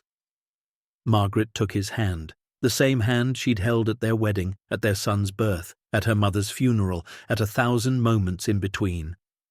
"Harold Marshall," she said softly, "I married you 53 years ago because I loved you. I love you still. And I wouldn't trade a single day of our life together, not even the hard ones, not even this one. But we lost everything." "No." She squeezed his hand. "We lost things, a house, money, stuff, but we didn't lose each other. We didn't lose what matters." She looked up at the stars, brilliant and cold above them. Edith spent 60 years alone, protecting treasures she could never share. She had millions of dollars in that vault, and no one to share a cup of coffee with. That's tragedy, Harold. What we have, even here, even now, that's wealth. Harold's eyes glistened in the starlight. He leaned over and kissed her forehead, the way he had every night for 53 years. "I don't deserve you," he whispered. "Yes, you do," she whispered back. "And tomorrow we're going to finish what Edith started, together." The press conference was held in Philadelphia, in a federal building downtown. The room was packed. Journalists, photographers, representatives from 3 different government agencies, and lawyers from organizations Margaret had never heard of, but Grace assured her were legitimate. Rachel Torres had done her job well. The story had already broken online, carefully controlled, strategically released.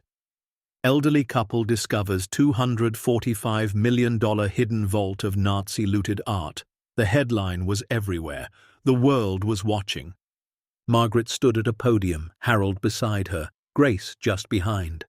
Cameras flashed, microphones bristled. The noise was overwhelming. She looked out at the crowd, at the faces hungry for scandal, for sensation, for story, and she thought about Edith, who had never stood in front of crowds, who had done her work in shadows and silence, who had trusted Margaret to finish what she couldn't. She took a deep breath.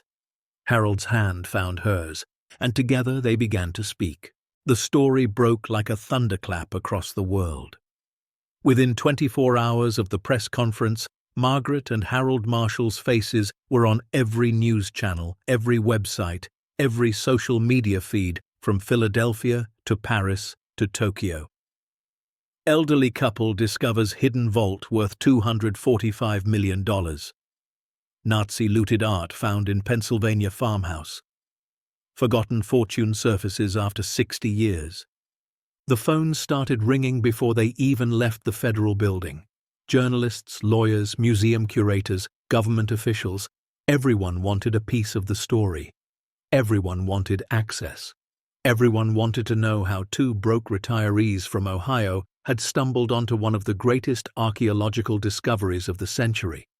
Margaret and Harold said nothing beyond their prepared statement. Grace had warned them about this, about the feeding frenzy that would follow any revelation this size. "Let the professionals handle the media," she'd said. "Your job now is to protect the integrity of the collection and cooperate with the authorities. Everything else is noise." But the noise was deafening. They couldn't go back to the farmhouse, not yet, not while Heritage Acquisitions was still a threat. Instead, the federal marshals put them up in a safe house outside Harrisburg, a nondescript ranch home with bars on the windows and agents rotating shifts at the door. It was comfortable enough, but it felt like a cage. Margaret spent most of her time reading Edith's journals, which Grace had arranged to have transported from the vault. Harold watched the news coverage with a mixture of fascination and horror. "They're calling us treasure hunters," he said one evening, shaking his head at the television. "Like we went looking for this, like we planned it." "Let them talk," Margaret said quietly. "What matters is what happens next." What happened next was a legal and logistical nightmare that made their foreclosure proceedings look like a parking ticket. The federal government moved quickly to secure the vault. Within 48 hours of the press conference, a team of specialists had arrived at the farmhouse: art historians, archivists, security experts, attorneys from 3 different agencies. They photographed everything, catalogued everything, created a chain of custody so detailed it would have made Edith proud. But securing the collection was only the beginning. The real challenge was figuring out who owned it. The assets in Edith's vault came from dozens of different sources. Some pieces had clear provenance, paintings stolen from specific families, documented in Nazi records, traceable through generations of loss and grief. Others were murkier: gold bars with no markings, currency bundles with no paper trail, artifacts that had passed through so many hands over so many decades that determining their origin required the kind of forensic archaeology that could take years. And then there were the claims. They came from everywhere. Museums in Europe asserting ownership of paintings they'd lost during the war, families scattered across the globe, descendants of Holocaust victims submitting documentation that their grandparents or great-grandparents had once owned specific pieces. Governments arguing that certain items were national cultural patrimony, never legitimately owned by any individual. Private collectors, some legitimate, some suspiciously connected to the same networks Edith had spent her life fighting, filing lawsuits claiming they had purchased items in good faith decades ago. Within 2 weeks of the discovery, more than 300 claims had been filed. Within 2 months, that number had grown to over 1,000. "This is going to take forever," Harold said one evening, reviewing a stack of legal documents their attorney had sent over. "We'll be dead before they sort it all out." Margaret looked up from the letter she was writing. "Then we'd better make sure we leave good instructions." A special court was established to handle the claims. The United States District Court for the Eastern District of Pennsylvania created a dedicated docket, appointing a panel of judges with expertise in cultural property law, international claims, and Holocaust restitution. The proceedings would be complex, contentious, and likely to stretch on for years. But Margaret and Harold weren't passive observers. From the beginning, they made clear their intentions. "We don't want any of it," Margaret told the lead attorney during their first meeting. "Not the art, not the gold, not a single coin. Our only interest is making sure everything goes back to where it belongs." The attorney, a sharp-eyed woman named Diana Ross, who had spent 20 years handling restitution cases, looked at them with something approaching disbelief. "You understand what you're saying," she said slowly. "Even if we set aside the items with clear provenance, there will be assets that can't be returned. Unclaimed gold, currency with no traceable owner. Under federal law, as the property owners who discovered these items, you would have a legitimate claim to a significant portion of those assets. We're talking about millions of dollars." "We know," Harold said, "and you don't want any of it." "No." Diana leaned back in her chair, studying them. "May I ask why?" Margaret thought about how to answer.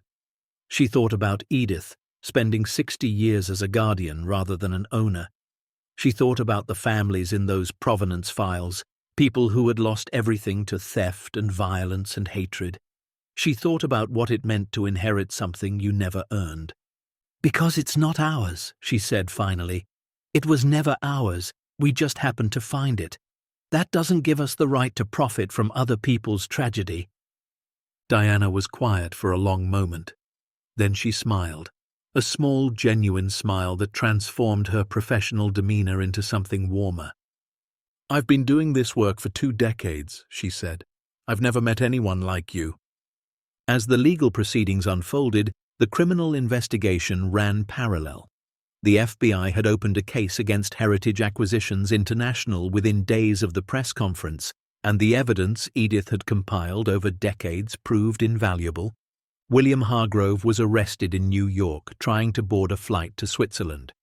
His files contained records of dozens of illegal acquisitions, bribes to government officials, threats against witnesses, and connections to organized crime networks across Europe.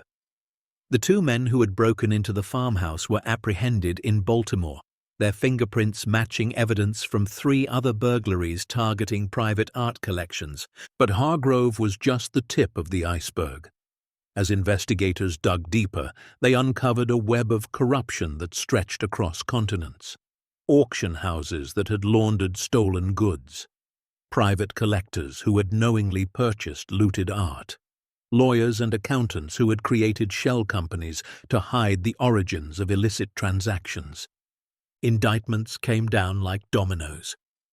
By the end of the first year, more than 40 people had been charged in connection with Heritage Acquisitions and its affiliated networks.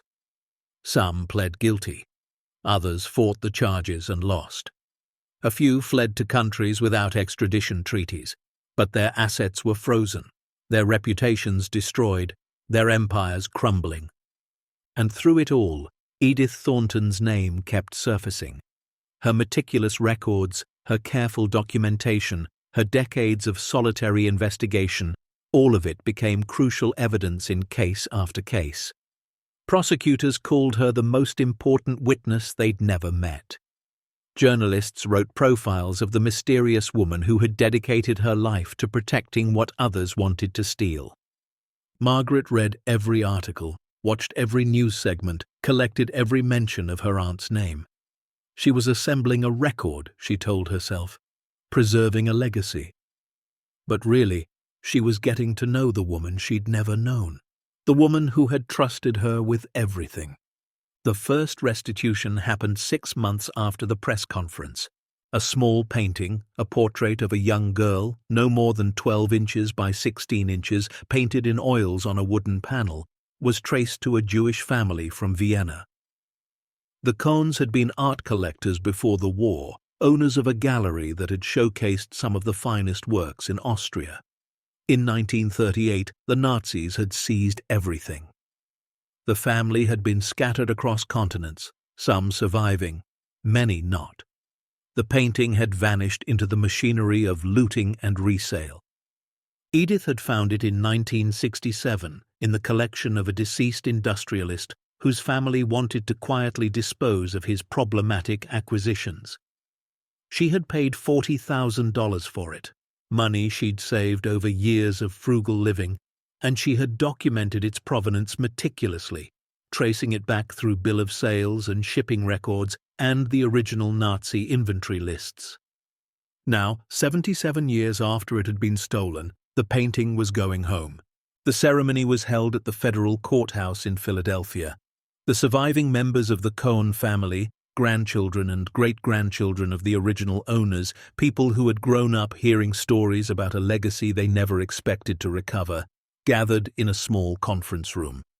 Margaret and Harold were there, along with Grace and Diana and representatives from the Holocaust Restitution Commission. The painting sat on an easel covered with a cloth. When Diana pulled the cloth away, revealing the portrait beneath, a woman in the front row began to cry. "That's her," she whispered. "That's my grandmother. She was 11 when that was painted. She was the only one in her family who survived." Margaret watched as the woman, Eleanor, she later learned, a retired physician from Boston, approached the painting. Her hands trembled as she reached out, not quite touching the surface, just hovering over it like she was afraid it might disappear. "I have a photograph of her from 1935, Eleanor said, her voice breaking. "She's standing next to this painting in my great-grandfather's gallery. I've looked at that photograph my whole life, wondering if the painting still existed, wondering if I'd ever see it in person. She turned to Margaret, tears streaming down her face. "How do I thank you?" she asked. "How do I possibly thank you for giving me back a piece of my family?" Margaret's throat was too tight to speak. She simply opened her arms, and Eleanor fell into them, and they stood there together for a long moment. Two strangers connected by loss, by history, by a painting that had traveled through darkness to find its way home. That was the first restitution. It was not the last. Over the following year, the returns came steadily. A collection of silver Judaica, ceremonial objects stolen from a synagogue in Prague, returned to the congregation's descendants. A manuscript, hand-illuminated in the 15th century, traced to a monastery in Italy that had been bombed during the war. Jewelry that had belonged to a French countess, hidden by her servants before the Nazis arrived, now given to her great-niece in Marseille. Each return brought its own ceremony, its own tears, its own closure. Margaret attended as many as she could. She felt it was important to bear witness, to see firsthand the impact of what Edith had preserved. But there were also items that couldn't be returned. Gold bars with no markings, impossible to trace. Currency that had passed through too many hands. Artifacts whose owners had left no descendants, whose families had been entirely erased by the Holocaust. For these items, a different solution was needed. It was Margaret's idea to create the foundation. She brought it up one evening, sitting with Harold in their small apartment. They had moved out of the safe house after the first arrests, into a modest rental near the farmhouse while renovations were completed. Edith spent her whole life protecting these things, Margaret said. She wanted them to go back to the people they belonged to. But what about the ones that can't go back? What about the orphaned treasures, the ones with no family left to claim them? "What are you thinking?" Harold asked. "A foundation, in Edith's name. We use the unclaimed assets to fund education, scholarships, historical preservation. We make sure something good comes from all this, even for the pieces we can't return." Harold was quiet for a moment. Then he smiled. That slow, warm smile she'd fallen in love with 53 years ago. "I think Edith would like that," he said. The Edith Thornton Legacy Foundation was established 18 months after the vault's discovery. Its mission was simple: to honor the memory of those who had lost their cultural heritage to theft and violence, and to ensure that future generations understood the importance of preserving and protecting history. The foundation was funded by the proceeds from unclaimed assets, gold and currency that had been through the legal process and determined to have no traceable owners. It provided scholarships for students studying art history, museum studies, and cultural preservation. It funded research into the provenance of other potentially looted works.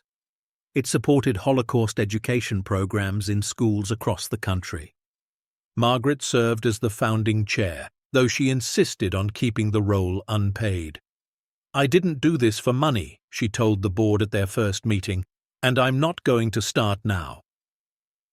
The foundation's inaugural event was held at the Philadelphia Museum of Art, in a gallery that temporarily housed several of the pieces recovered from Edith's vault. Critics and curators came from around the world.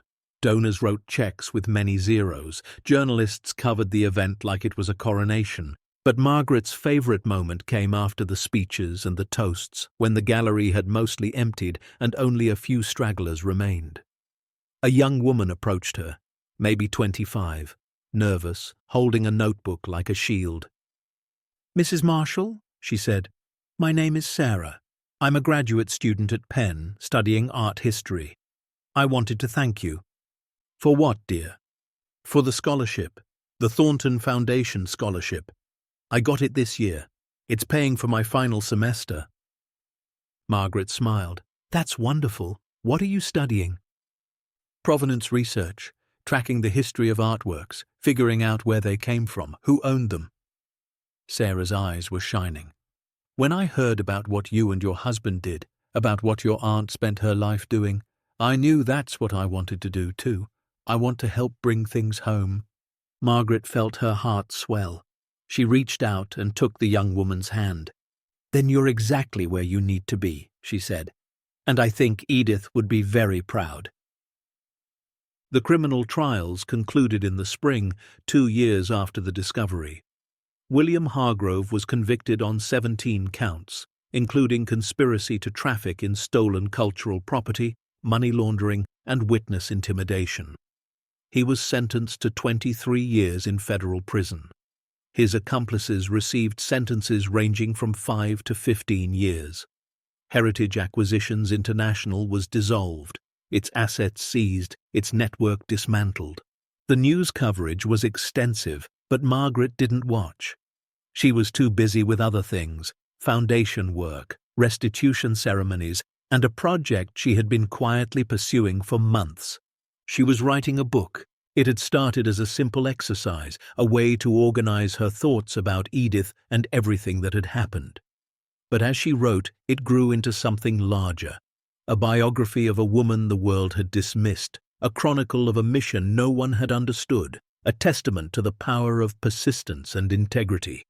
She called it The Guardian, The Secret Life of Edith Thornton. She worked on it every evening, sitting at the desk in their renovated farmhouse, surrounded by Edith's journals and photographs and documents. Harold would bring her tea, sit beside her, occasionally offer suggestions or corrections.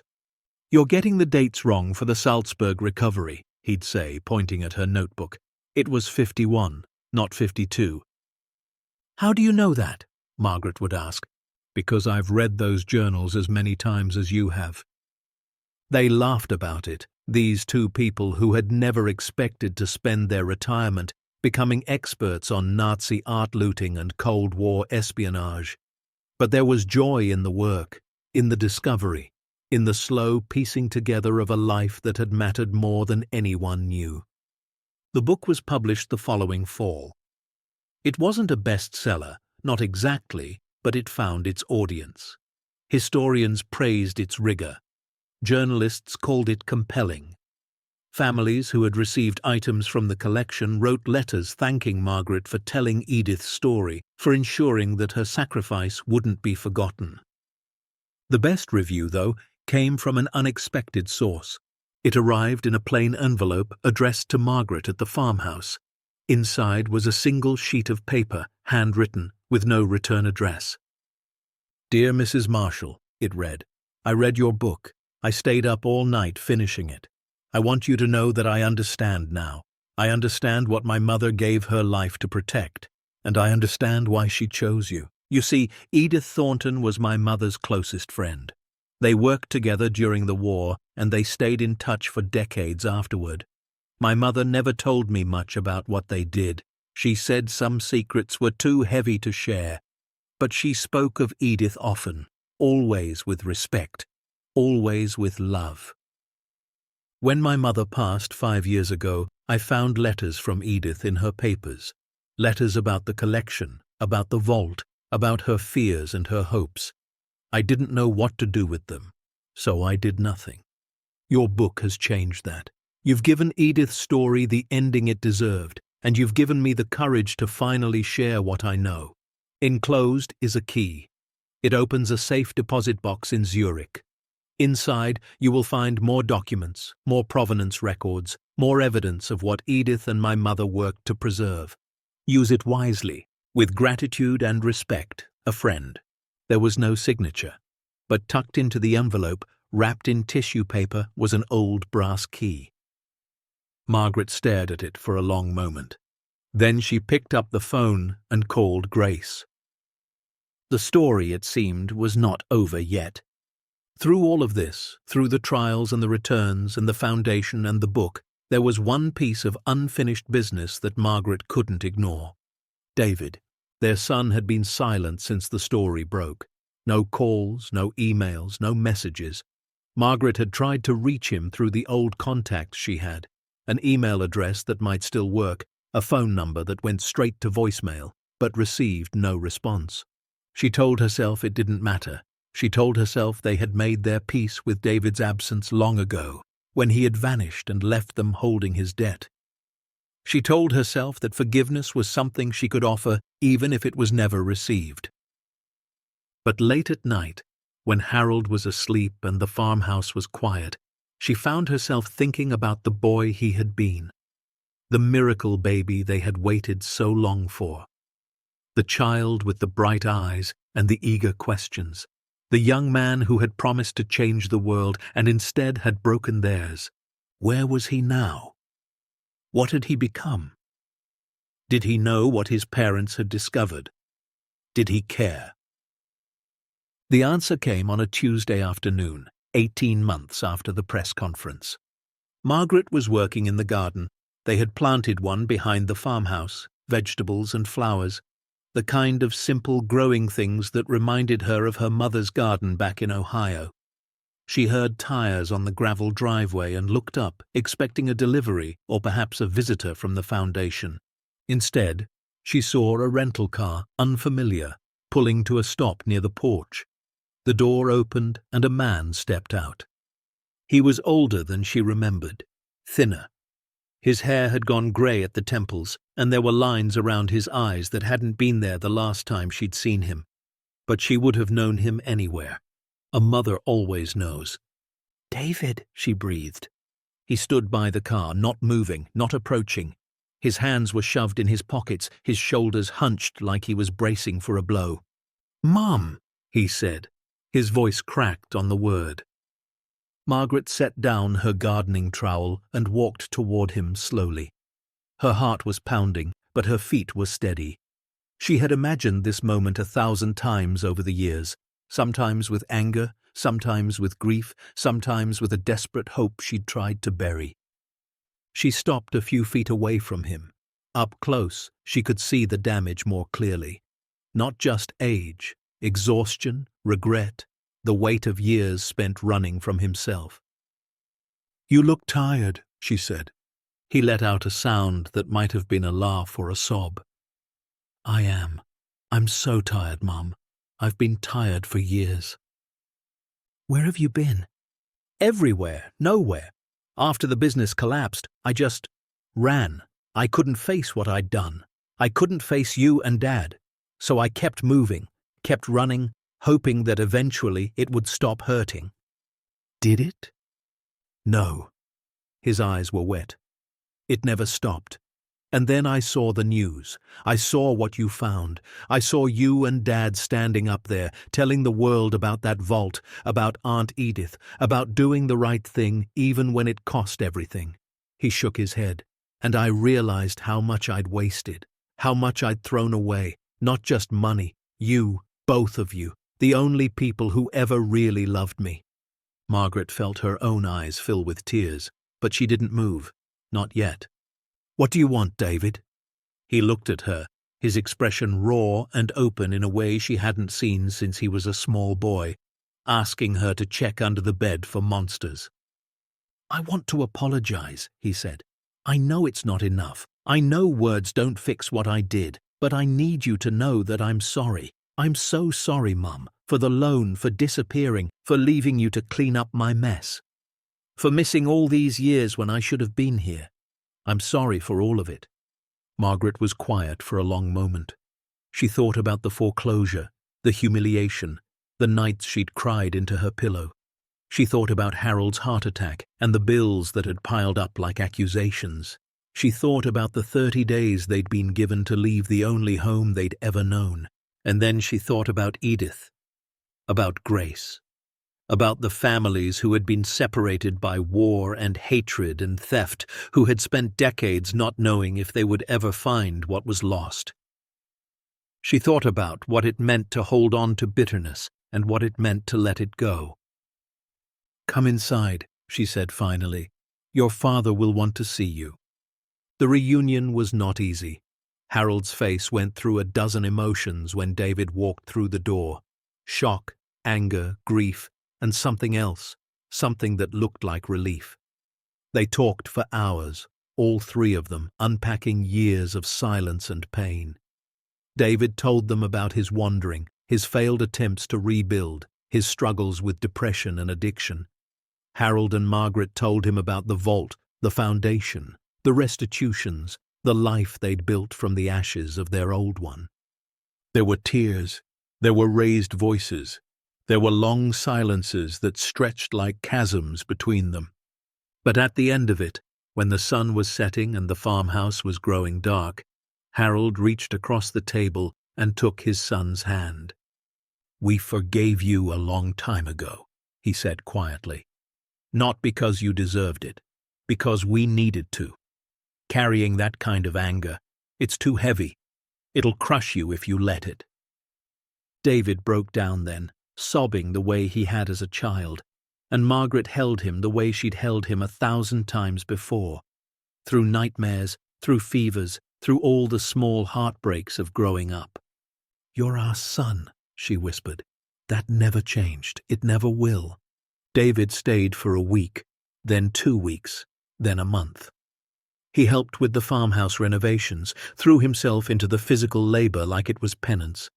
He attended foundation meetings, quietly listening, learning about the work his parents had devoted themselves to. He visited Edith's grave, a simple marker in the local cemetery, and stood there for over an hour, not speaking, just present. Eventually, he found a job nearby, a position at a non-profit that helped formerly incarcerated people re-enter society. It was humble work, nothing like the empire he'd once dreamed of building, but it was real and it was honest, and for the first time in his life, David seemed at peace. "I can't undo what I did," he told Margaret one evening, "but maybe I can do something good with what's left." Margaret smiled. "That's all any of us can do." The farmhouse restoration was completed 3 years after Harold and Margaret first walked through its crumbling doors. The transformation was remarkable. The sagging porch had been rebuilt, solid and welcoming. The windows gleamed. The roof was whole. The garden flourished. But more than that, the house had found a purpose. Part of it remained a private residence, Harold and Margaret's home, the place where they would spend their remaining years together. But the rest had been converted into a small museum and community center, dedicated to Edith's memory and the work of the foundation.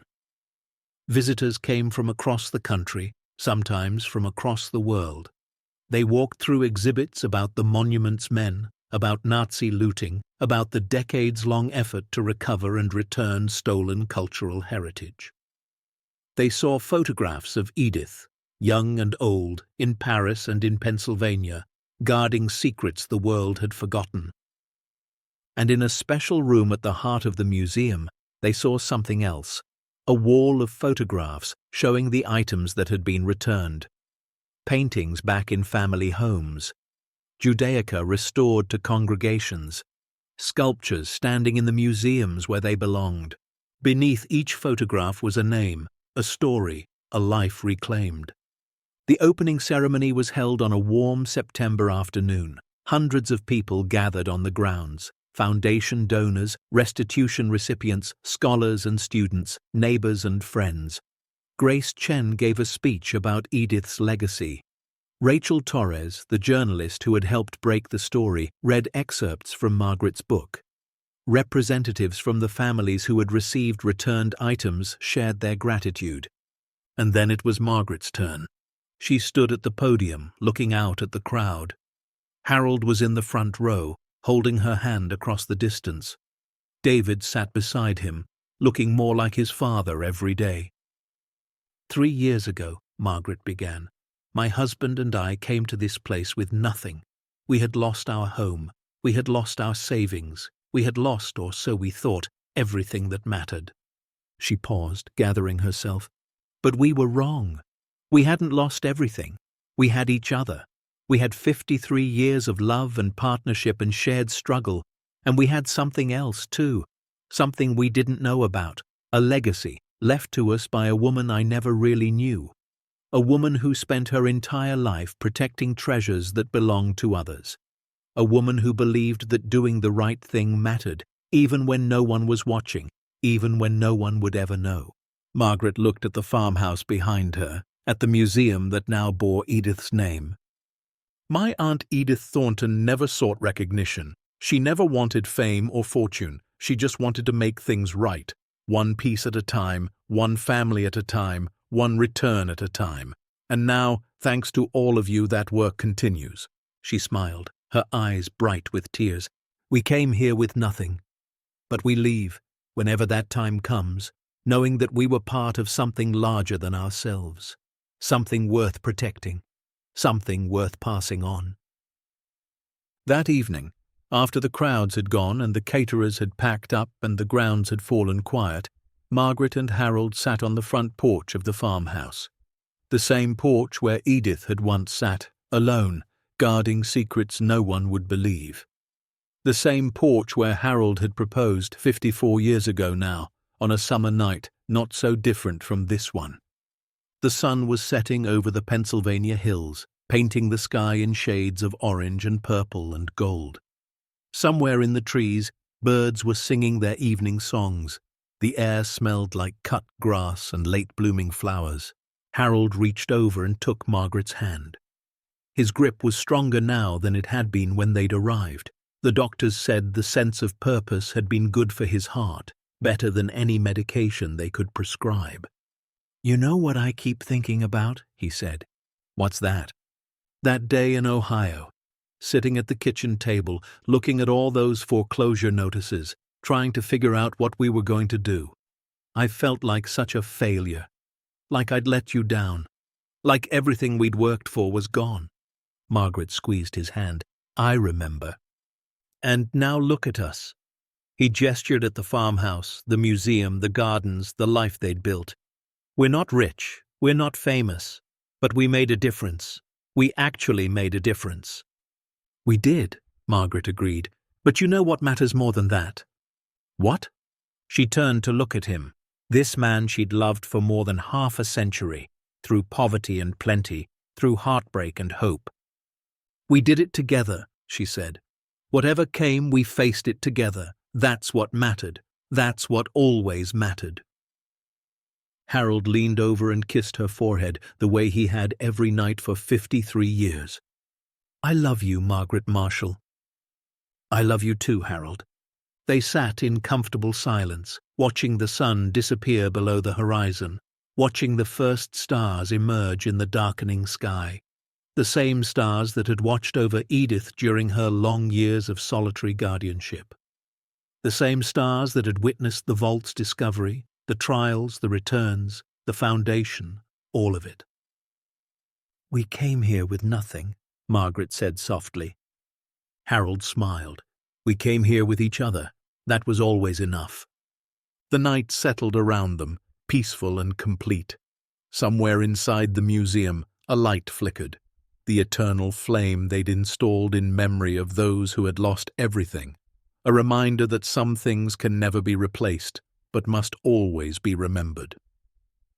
And on the wall of the farmhouse, visible from the porch, hung a simple plaque: "The Edith Thornton Legacy Foundation, protecting the past, honoring the lost, building the future, because some treasures are worth more than money, they are worth truth."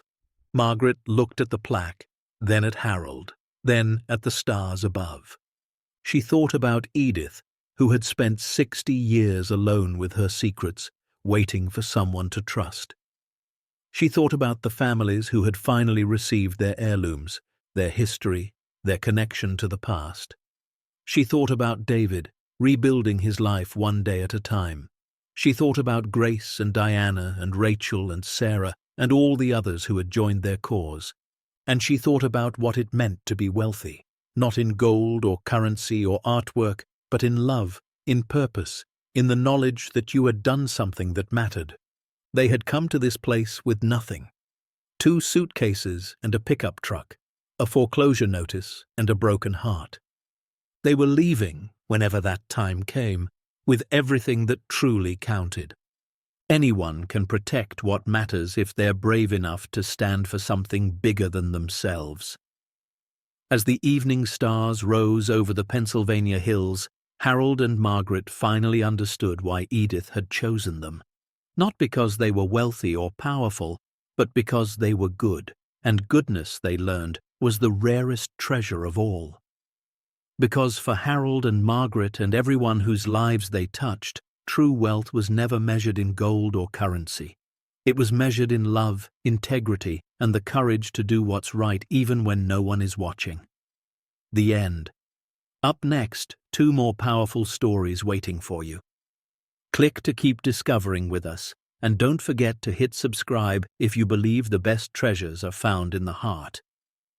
Up next, 2 more powerful stories of hope, heart, and second chances. Click to keep journeying with us, and don't forget to hit subscribe if you believe some treasures are meant to be shared.